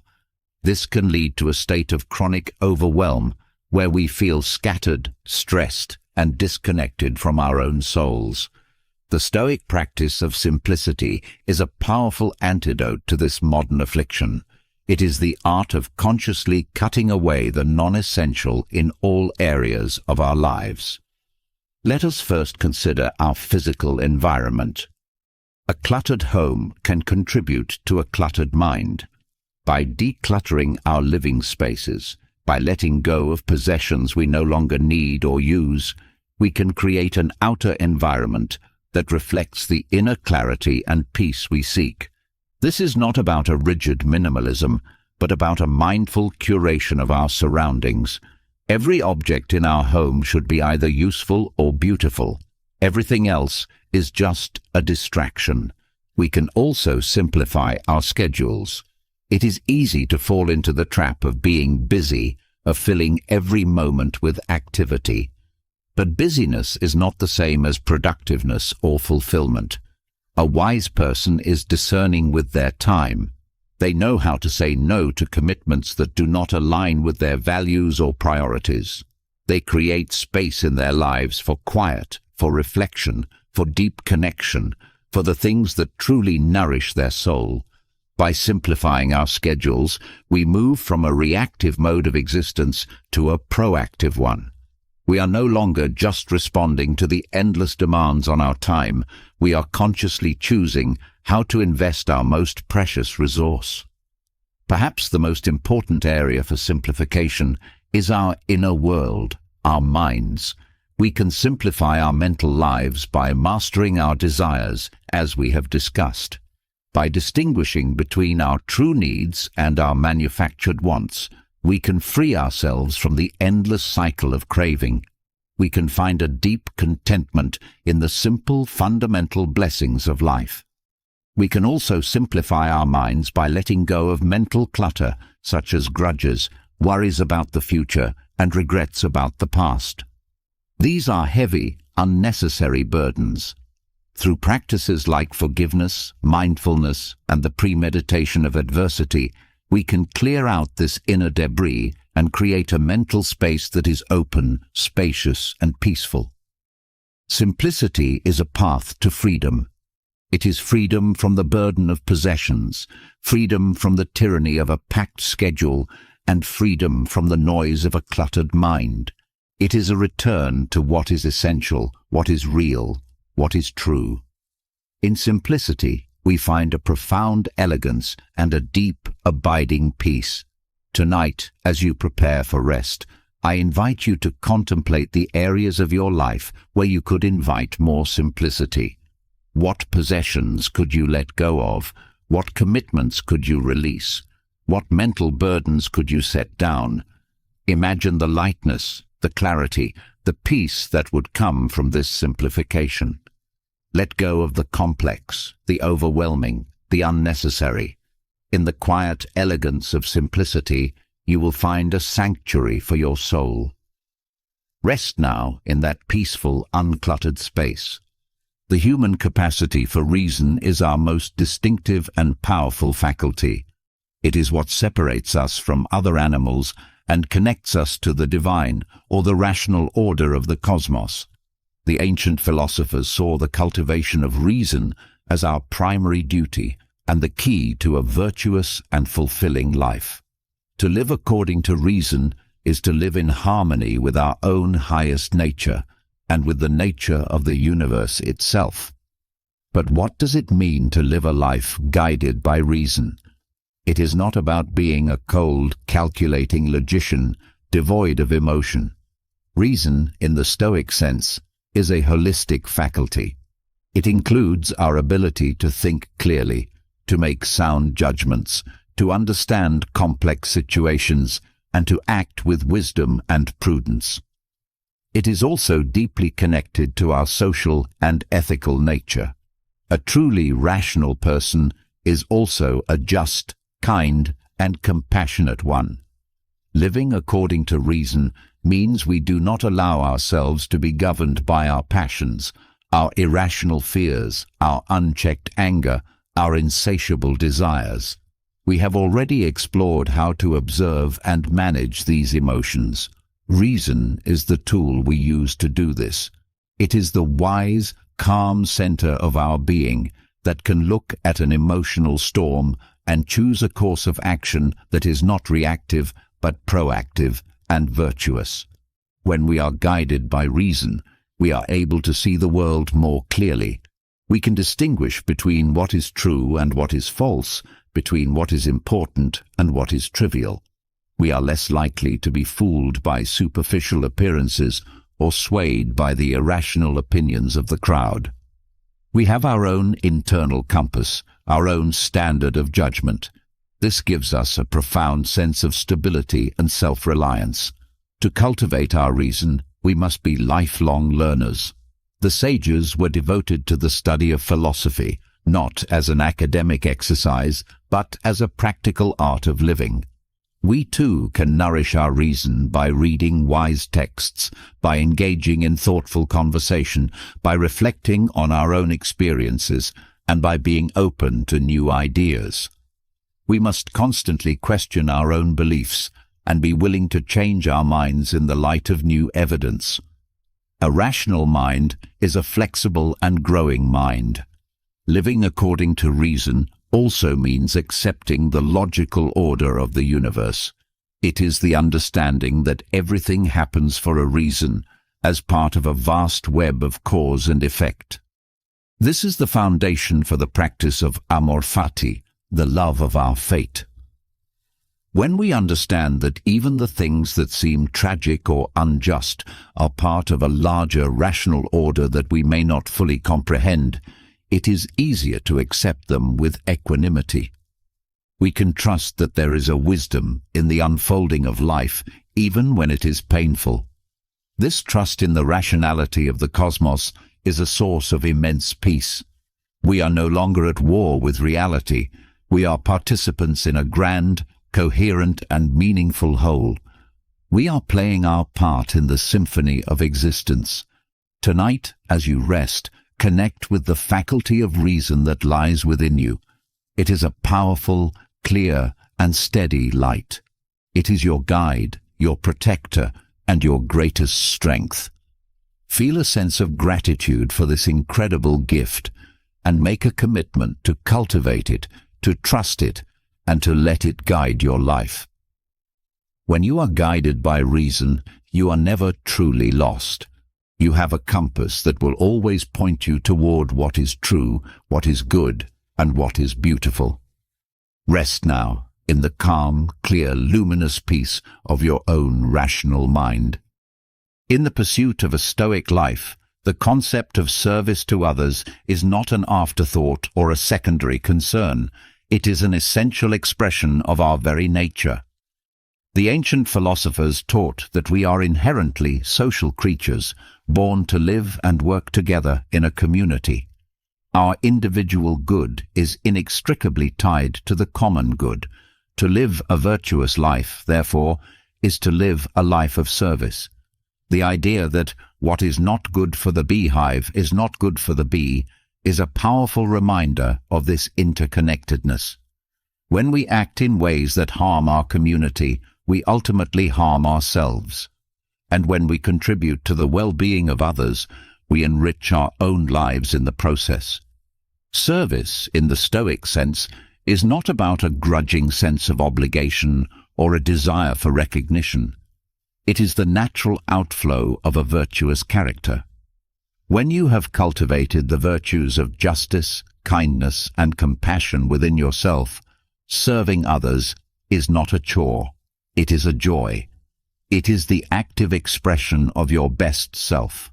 Service can take many forms. It does not require grand, heroic gestures. It is found in the small, everyday acts of kindness and contribution.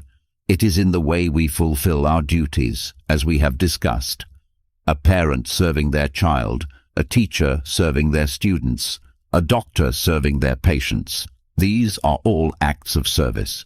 Whatever our work is, we can approach it with a spirit of service, with the intention of making a positive contribution to the world. We can also find opportunities for service outside of our formal roles. We can volunteer in our communities. We can offer a listening ear to a friend in need. We can perform a random act of kindness for a stranger. We can be mindful of our impact on the environment. Every action that is motivated by a desire to help, to contribute, to alleviate suffering, is an act of service. Living a life of service is a powerful antidote to the self-absorption of the ego. When we are focused on the needs of others, we have less time and energy to brood over our own petty concerns. Our personal problems are put into a larger perspective. This can be a source of great emotional relief and mental clarity.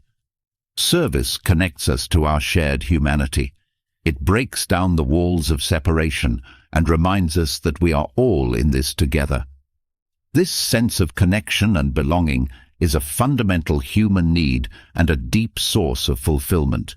It is in giving that we receive. By serving others, we strengthen our own character. We practice compassion. We develop patience. We learn humility. We become better, wiser, and more resilient human beings.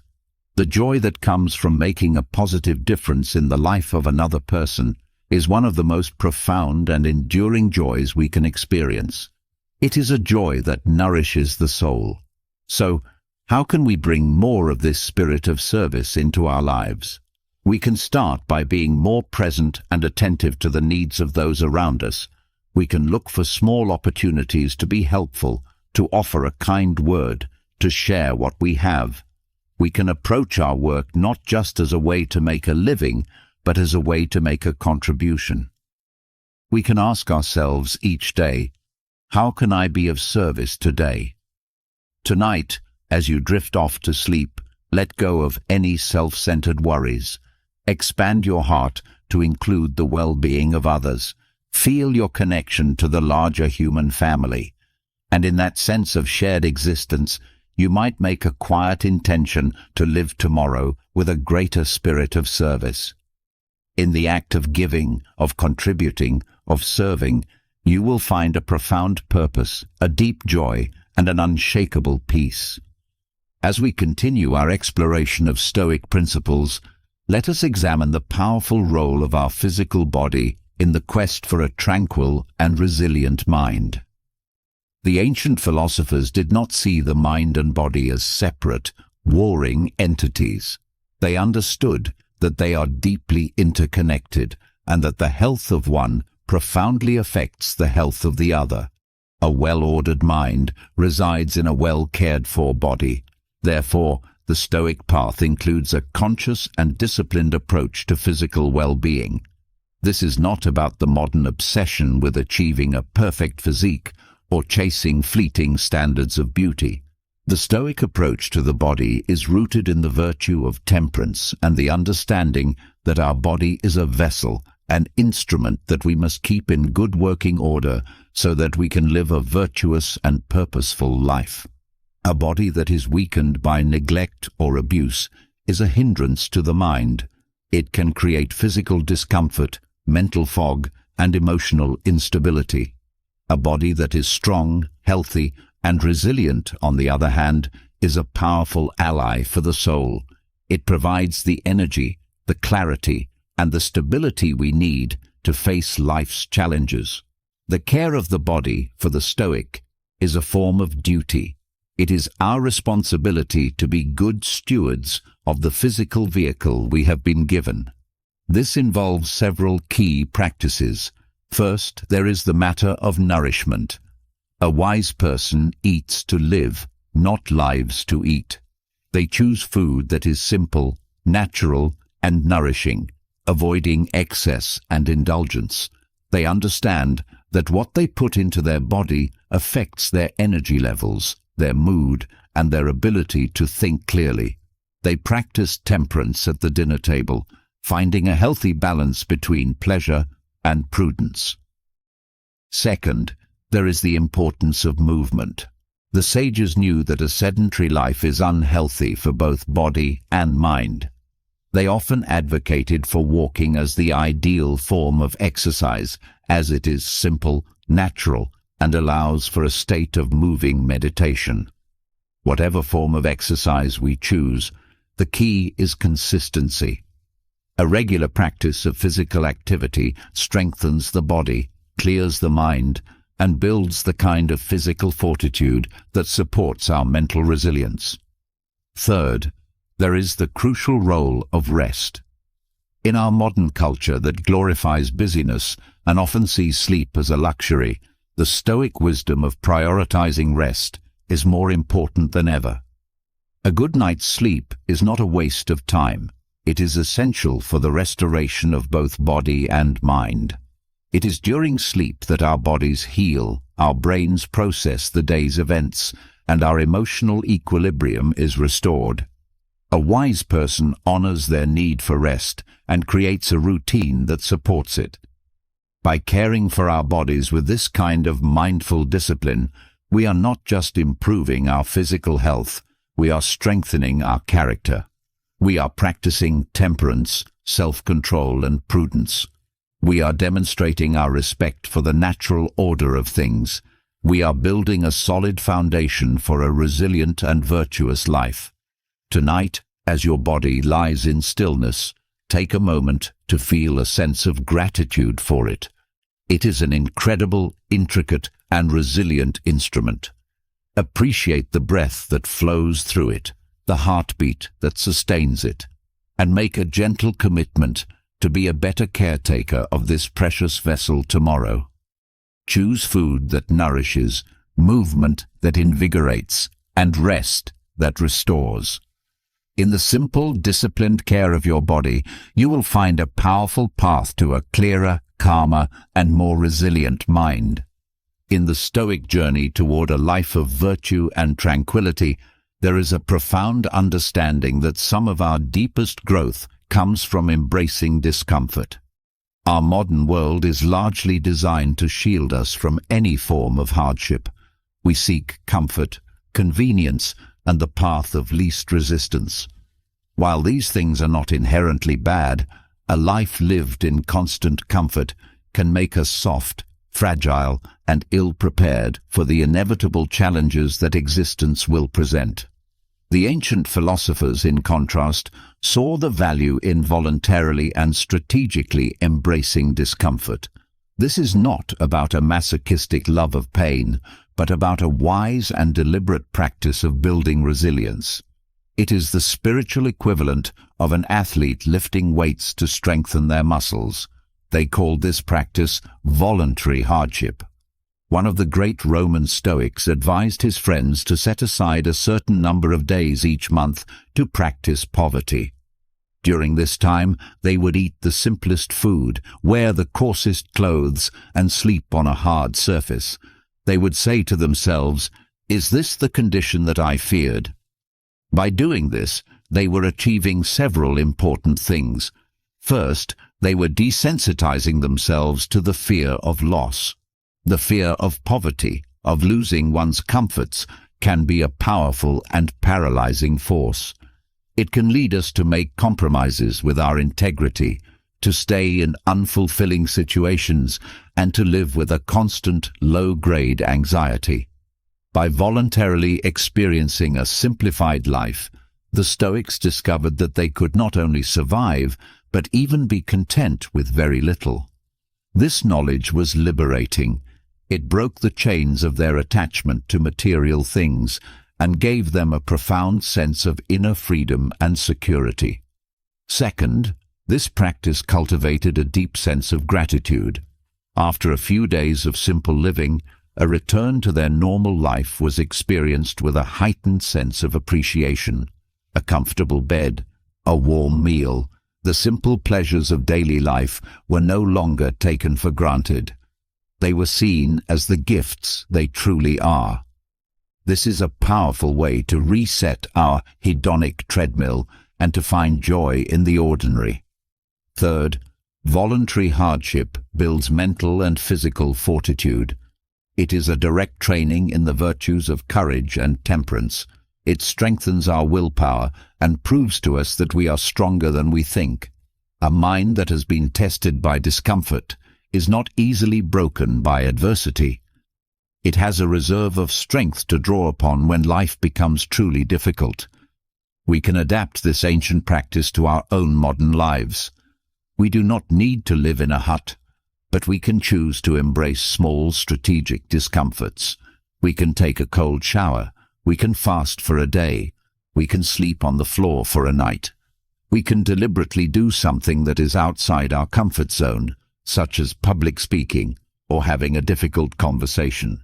The key is to do it voluntarily and with a clear intention, to build our resilience, to appreciate what we have, and to prove to ourselves that our well-being is not dependent on a life of constant ease. Tonight, as you rest in the comfort of your bed, you might consider what small, voluntary discomfort you could embrace tomorrow. Perhaps it is skipping that second cup of coffee. Perhaps it is taking the stairs instead of the elevator. Perhaps it is simply enduring a moment of boredom without reaching for your phone. These small acts of self-discipline are like deposits in your bank account of resilience. They may seem insignificant on their own, but over time they accumulate, building a profound inner wealth of strength, confidence, and freedom. Rest now, knowing that you have the capacity to be strong, to be resilient, and to be at peace in any and all circumstances. As we continue to explore the practical wisdom of Stoicism, we arrive at the art of listening. In a world that is saturated with noise, where everyone is vying to speak, to share their opinion, to be heard, the act of truly listening has become a rare and precious skill. The ancient philosophers, however, recognized listening not just as a communication technique, but as a fundamental aspect of wisdom, justice, and self-improvement. One of the great teachers of the past, is famously quoted as having said, "We have 2 ears and 1 mouth, so that we can listen twice as much as we speak." This simple observation contains a profound truth. To listen well is to open ourselves up to learning, to understanding, to connection. To speak too much is often to close ourselves off, to remain trapped in the echo chamber of our own opinions. The practice of Stoic listening begins with humility. It is the recognition that we do not have all the answers, that our own perspective is limited, and that every person we meet has something to teach us. When we approach a conversation with this mindset, we are not just waiting for our turn to speak. We are genuinely curious. We are seeking to understand the other person's point of view, their experiences, their feelings. This kind of deep, empathetic listening is a powerful act of justice and respect. It is a way of honoring the inherent dignity of the other person. When we give someone our full, undivided attention, we are giving them a profound gift. We are telling them, "You matter. Your perspective is valuable. I am here to understand you." This can be incredibly healing and affirming for the other person, and it is the foundation of any true and meaningful relationship. Listening is also a crucial tool for our own self-improvement. By listening to the feedback of trusted friends, mentors, and even critics, we can gain invaluable insight into our own blind spots. A wise person does not surround themselves with flatterers. They seek out honest, constructive feedback that can help them to grow. This requires the courage to hear things we may not want to hear, and the wisdom to distinguish between helpful criticism and unhelpful negativity. The art of listening also applies to our inner world. We must learn to listen to the quiet voice of our own conscience, our own reason. In the midst of the noisy demands of our ego and our passions, our rational faculty is often a gentle whisper. We must cultivate the inner silence and stillness required to hear its guidance. Practices like meditation and quiet reflection are, in essence, practices of deep inner listening. So, how can we become better listeners in our daily lives?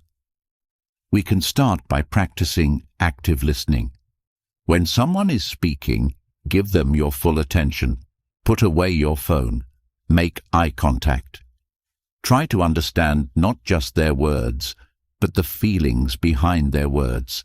Ask clarifying questions. Paraphrase what you have heard to ensure you have understood correctly. And most importantly, resist the urge to interrupt, to formulate your own response while they are still speaking. Just listen. Tonight, as you drift into the quiet world of sleep, let go of the need to speak, to explain, to defend. Simply rest in a state of open, receptive silence. And perhaps make an intention for tomorrow, to listen more and to speak less, to approach your conversations with a genuine curiosity and a desire to understand. In the quiet, humble, and profound art of listening, you will find a path to greater wisdom, deeper connections, and a more peaceful and harmonious life. In our journey through the Stoic landscape, we have often touched upon the idea of living in accordance with nature. Let us now explore this concept more deeply, for it is one of the most fundamental and unifying principles of the entire philosophy. To the modern ear, living in accordance with nature might conjure images of retreating to the wilderness or abandoning the conveniences of modern life. But for the Stoics, it meant something far more profound. It meant living in harmony with the two aspects of nature, the nature of the cosmos and our own human nature. First, let us consider the nature of the cosmos. The Stoics saw the universe not as a random, chaotic collection of events, but as a single, unified, and rationally ordered system. They called this universal reason the Logos. They believed that everything that happens, from the rising of the sun to the falling of a leaf, is part of this vast, intricate, and ultimately benevolent cosmic plan. To live in accordance with cosmic nature, therefore, is to accept this rational order. It is to embrace our fate, as we have discussed in the practice of amor fati. It is to understand that we are a small part of a much larger whole, and that even the events that seem tragic or difficult from our limited perspective have a place and a purpose in the grand design. This is not a blind faith, but a reasoned trust in the coherence of the universe. It is a source of immense peace, as it frees us from the futile struggle against what is. We learn to flow with the river of life, rather than trying to swim against its current. The second aspect is our own human nature. What distinguishes us as human beings is our capacity for reason. Therefore, to live in accordance with our own nature is to live a life guided by reason. It is to use our unique human faculty to cultivate the virtues of wisdom, courage, justice, and temperance. It is to master our irrational passions and to live in a way that is coherent, purposeful, and ethical. These two aspects of nature are not separate.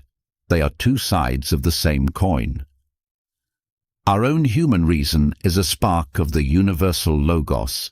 By living rationally, we are not only fulfilling our own highest potential, we are also aligning ourselves with the rational order of the cosmos. We are, in effect, becoming a harmonious note in the grand symphony of existence. This principle of living in accordance with nature has profound practical implications. It gives us a clear standard for how to live. When we are faced with a choice, we can ask ourselves, what is the rational, the virtuous, the natural thing to do? It guides us to be social and cooperative, as our nature is to live in a community. It guides us to be resilient, as nature itself is a constant process of change and adaptation.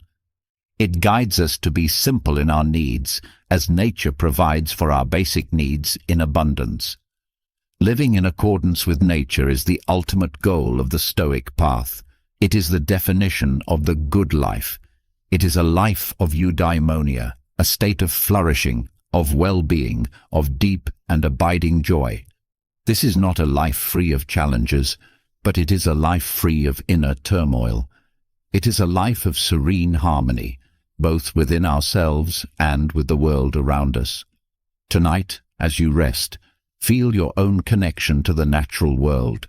Feel the steady, rhythmic breath in your body, a reflection of the larger rhythms of the cosmos. Feel the quiet, rational presence of your own mind, a spark of the universal intelligence. Let go of any resistance you may be holding to the natural flow of your life. Trust in the wisdom of the process. You are a part of nature, and in aligning yourself with its deep, rational, and benevolent order, you will find your truest home, your most profound peace. Let us now consider the Stoic perspective on the passage of time and the importance of living in the present moment. The human mind is a time-traveling machine. It can journey back into the past, replaying memories, reliving triumphs, and ruminating on regrets. And it can hurtle forward into the future, creating elaborate plans, indulging in hopeful fantasies, and generating anxious worries. While this ability can be useful, it can also be a source of immense suffering. When we are lost in the past or the future, we miss the only thing that is ever truly real, the present moment. The ancient philosophers understood this with great clarity. One of the great Roman sages wrote extensively on the shortness of life, not to induce despair, but to awaken us to the preciousness of the now. He argued that it is not that we have a short time to live, but that we waste a great deal of it. We are always preparing to live, but never actually living. We postpone our happiness, thinking that we will be content when some future condition is met. But the future is uncertain, and by the time it arrives, we are often already looking ahead to the next thing. The present moment is the only place where we can truly live, where we can act, where we can experience joy. The past is gone. It exists only as a memory in our minds. To dwell on it with regret is to inflict a needless wound upon ourselves. We can learn from the past, but we should not be imprisoned by it. The future is not yet here. It exists only as a projection of our thoughts. To worry about it is to suffer for something that has not happened and may never happen. The Stoic practice is to bring our full attention to the present moment. This is the essence of mindfulness. It is to be fully engaged with what we are doing right here, right now. When you are eating, just eat. Savor the flavors, the textures, the nourishment. When you are walking, just walk. Feel the sensation of your feet on the ground, the air on your skin, the sights and sounds around you. When you are with a loved one, be truly with them. Listen with your full attention. Be present with your heart. By anchoring ourselves in the present, we free ourselves from the burdens of the past and the anxieties of the future. We discover that in the simplicity of the now, there is a profound peace and a deep richness. This does not mean we should not plan for the future. A wise person is prudent and makes rational plans, but they do so without anxiety. They do their part in the present.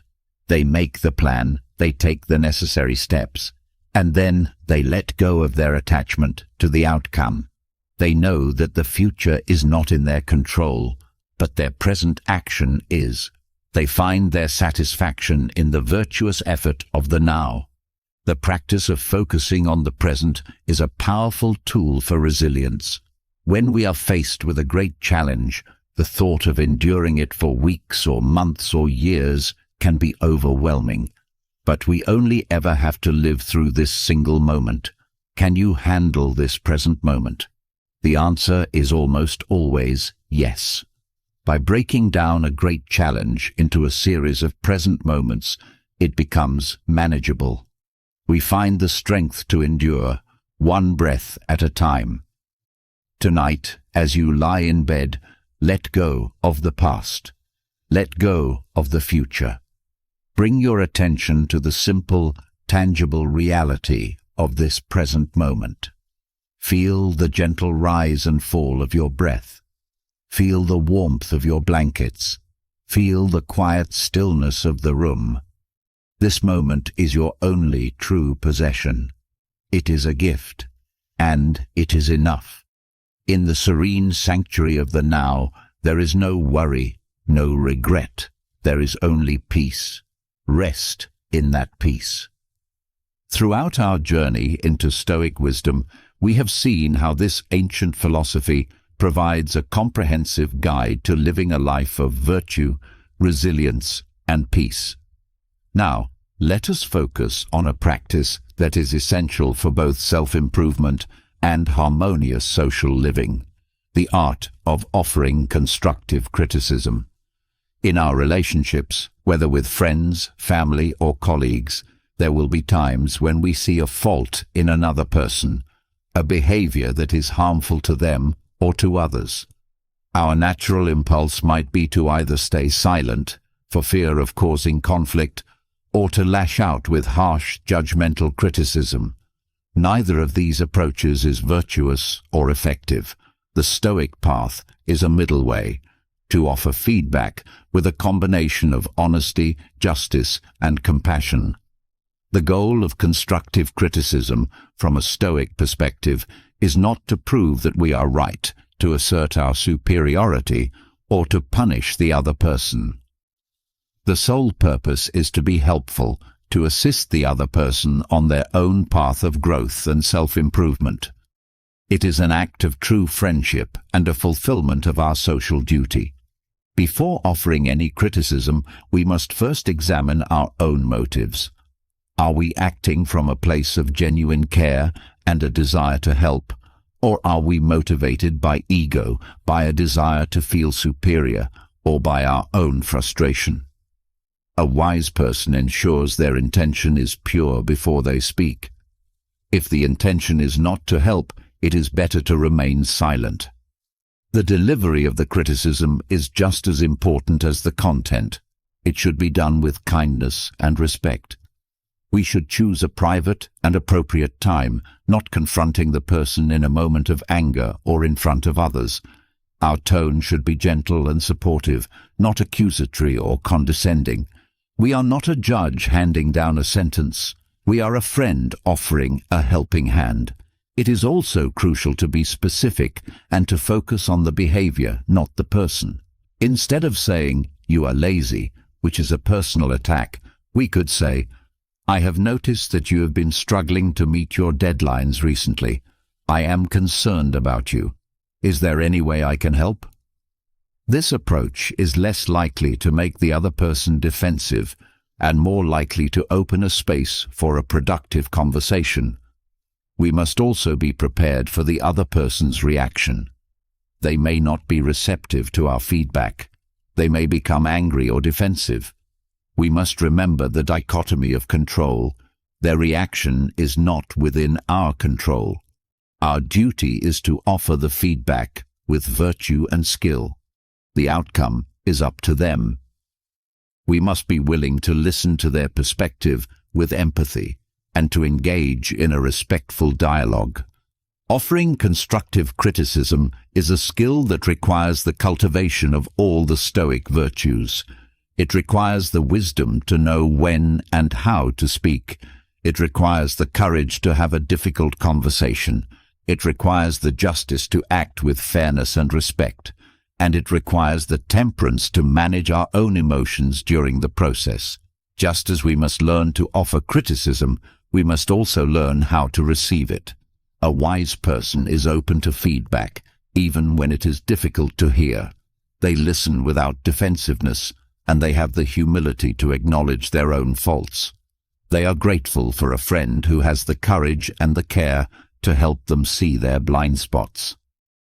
Tonight, as you rest, you might reflect on your own communication.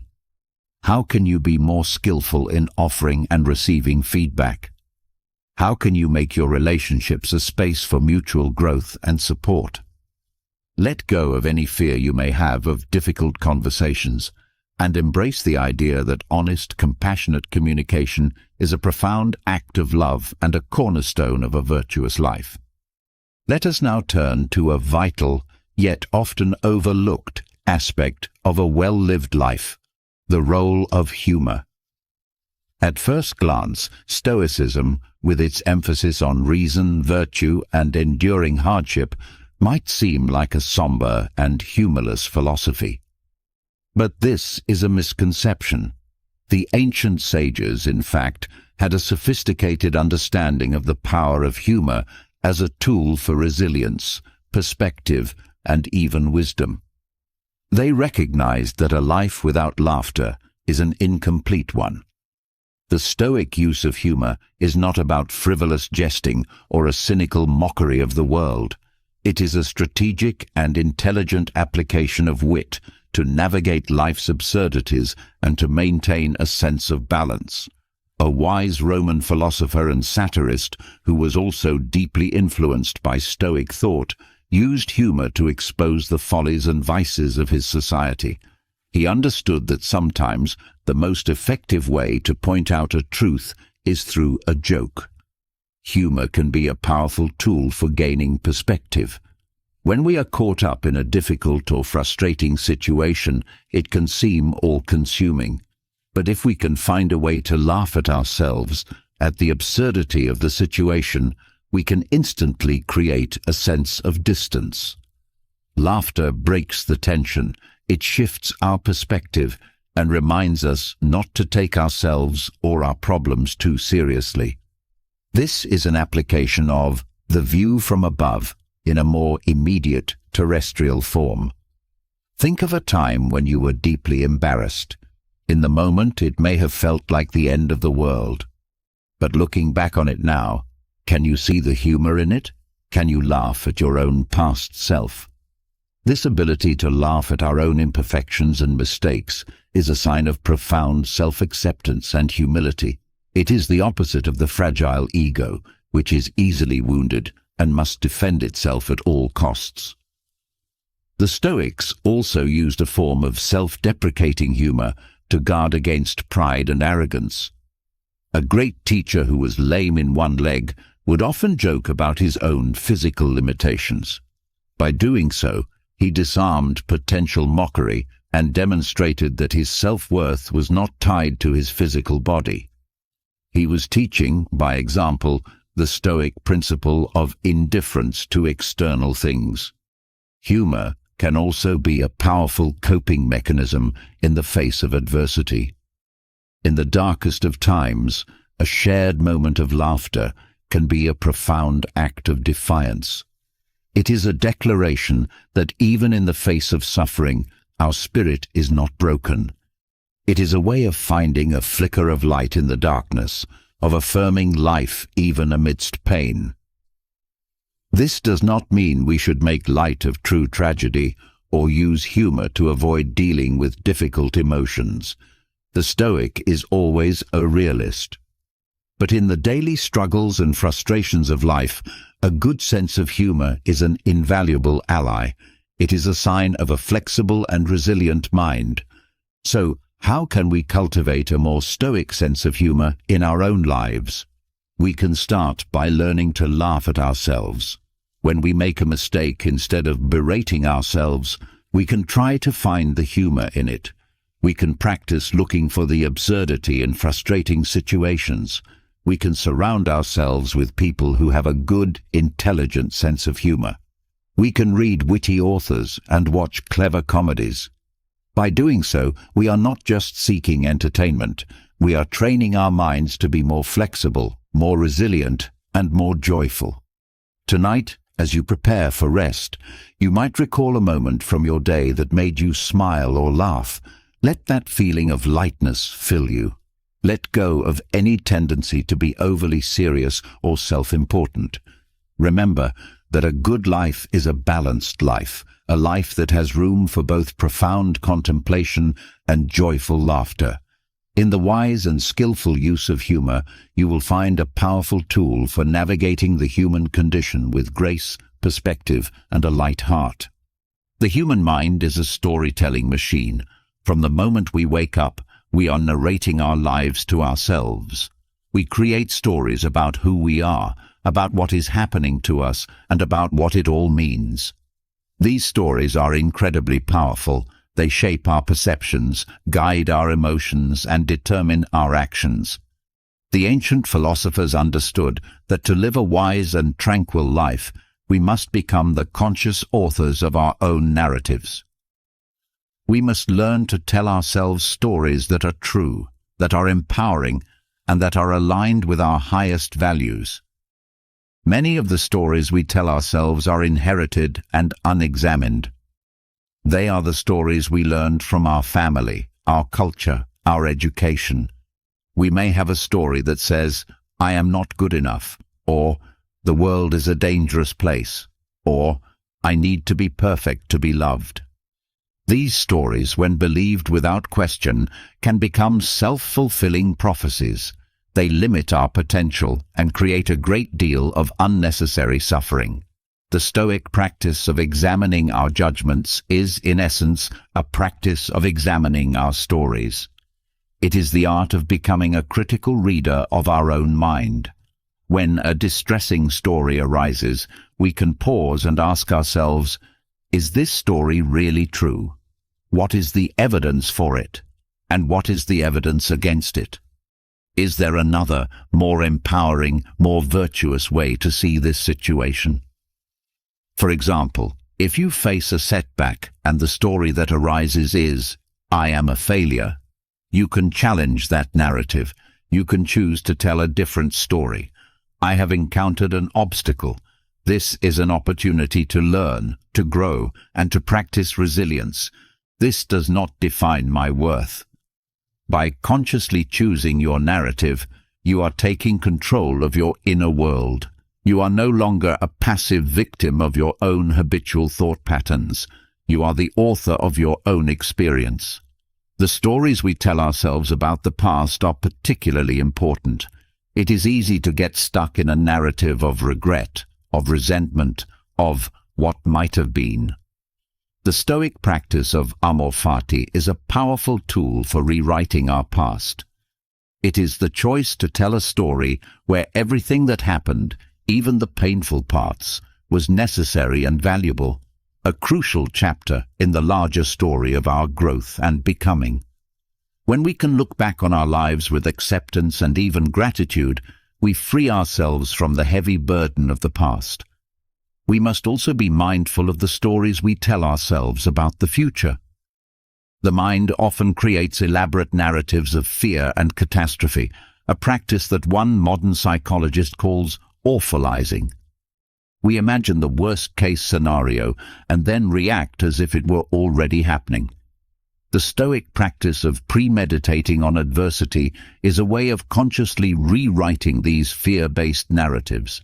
It is the choice to tell a story where we face the future with courage, with wisdom, and with the confidence that we can handle whatever comes. Ultimately, the most important story we tell is the story of who we are. Are you the hero of your own life's journey? A hero is not someone who is perfect or who never faces challenges. A hero is someone who faces their challenges with courage, who strives to live with integrity, and who is dedicated to a purpose larger than themselves. You can choose to see yourself in this light. You can choose to tell a story of your life that is noble, that is meaningful, and that is inspiring. Tonight, as you drift off to sleep, become aware of the stories that have been playing in your mind today, and then gently let them go. In the quiet stillness, know that you have the power to write a new story tomorrow, a story of wisdom, a story of resilience, a story of joy. You are the author. The pen is in your hand. Write a beautiful story. As we approach the end of our deep dive into the Stoic art of living, let us consider the ultimate goal of this ancient practice, a state the philosophers called eudaimonia. This Greek word is often translated as happiness, but its meaning is far richer and more profound than our modern conception of that term. Eudaimonia is not a fleeting emotion or a life of an endless pleasure. It is a state of human flourishing, of living at our best, of being in harmony with our deepest nature. It is the ultimate good, the final destination of the Stoic path. Eudaimonia is a life of virtue. As we have seen, the Stoics believed that the only true good is an excellent character, cultivated through the practice of the four cardinal virtues: wisdom, courage, justice, and temperance. A flourishing life is one where these virtues are not just abstract ideals, but are expressed in our every action, our every thought, our every word. It is a life of profound integrity, where there is no gap between who we are and what we do. Eudaimonia is a life of tranquility. This is not the tranquility of a life free from problems, but the inner peace that comes from a well-ordered mind. The Greek word for this state is apatheia, which does not mean apathy, but a state of being undisturbed by the passions. The flourishing individual is not tossed about by the waves of fear, anger, or desire. They have a calm, steady center, an inner citadel that remains serene even in the midst of external storms. This peace comes from focusing on what is within our control and accepting what is not. Eudaimonia is a life of purpose and meaning. The flourishing individual understands their duty as a rational, social being. They are a citizen of the cosmos, dedicated to playing their part in the larger whole. They find their fulfillment not in selfish pursuits, but in a life of service, of contributing to the common good. Their life has a noble purpose that transcends their own personal comfort or pleasure. Eudaimonia is a life of joy. This is not the fleeting, superficial pleasure that comes from external things. It is a deep, abiding joy that is the natural byproduct of a virtuous and tranquil life. It is the quiet satisfaction of a clear conscience, the fulfillment of personal growth, the warmth of deep and meaningful relationships. This joy is not dependent on circumstances. It is a steady, luminous light that shines from within. This state of eudaimonia is not a mythical, unattainable ideal. The ancient philosophers believed that it is the natural state of a human being who is living in accordance with their true nature. It is our birthright. The path to it is not easy. It requires a lifelong commitment to self-examination, to discipline, to the practice of the philosophical arts. But it is a path that is open to every one of us. It does not depend on our wealth, our status, or our good fortune. It depends only on the quality of our own will, our own choices. This is the ultimate empowering message of Stoicism. Your happiness, your fulfillment, your flourishing is entirely in your own hands. You are the architect of your own soul. You have the power to build a life of profound beauty, meaning, and peace. Tonight, as you rest, let this vision of eudaimonia be your inspiration. Let it be the North Star that guides your journey. Do not be discouraged by how far you may have to go. The path is walked one step at a time. Every small choice for virtue, for reason, for tranquility is a step in the right direction. Every day is an opportunity to build a more beautiful inner world. Rest now in the powerful and hopeful vision of your own human flourishing. Your potential is immense. Your true nature is peace. Eudaimonia is your destiny. As we conclude our journey through the timeless wisdom of Stoicism, let us take a moment to gather the threads of what we have learned. We have explored a philosophy that is not a dry, academic discipline, but a practical, life-altering art. It is a guide to navigating the human condition with resilience, integrity, and a profound and unshakable peace. We began with the foundational principle, the dichotomy of control, learning to distinguish between what is ours to command and what is not. In this single distinction, we found the key to liberating ourselves from a world of unnecessary anxiety and frustration. We learned to focus our energy on our inner world, our judgments, our choices, our character, the only realm where we have true power. We then delved into the heart of the Stoic path, the cultivation of the 4 cardinal virtues. We saw how wisdom guides our reason, how courage fortifies our spirit, how justice shapes our interactions with others, and how temperance masters our inner impulses.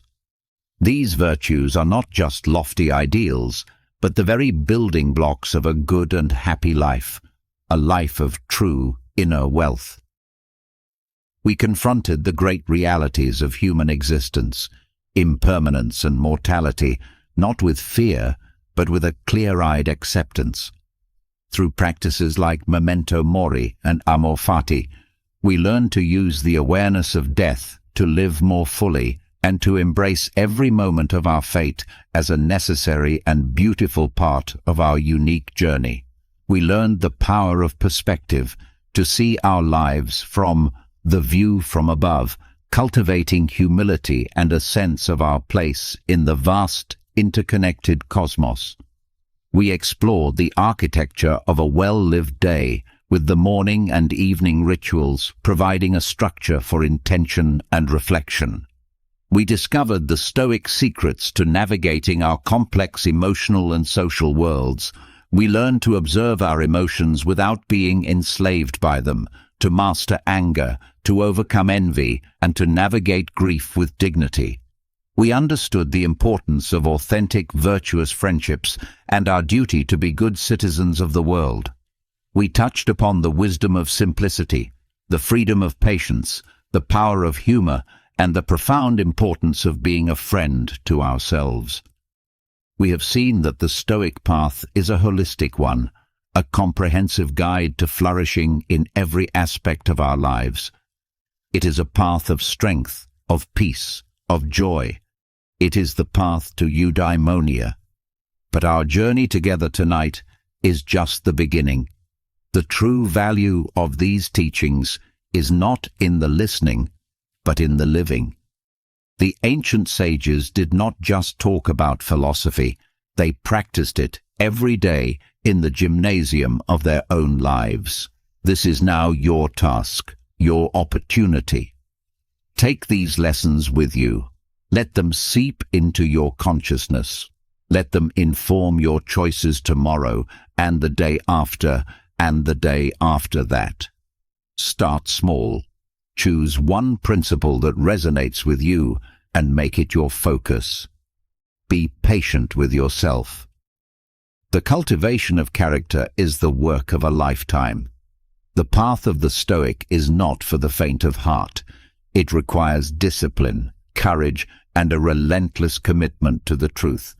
But it is a path that leads to the greatest treasure a human being can possess, a free and tranquil mind, a soul at peace with itself and with the world, a life of profound and enduring meaning. Tonight, as you drift into a deep and restorative sleep, know that you have embarked on a noble journey. You have within you a spark of the universal reason, a capacity for incredible resilience, and the power to craft a life of virtue and joy. You are the sailor of your own ship, the sculptor of your own soul, the hero of your own story. Rest now. Rest in the quiet strength you have begun to cultivate, and awaken tomorrow, ready to live.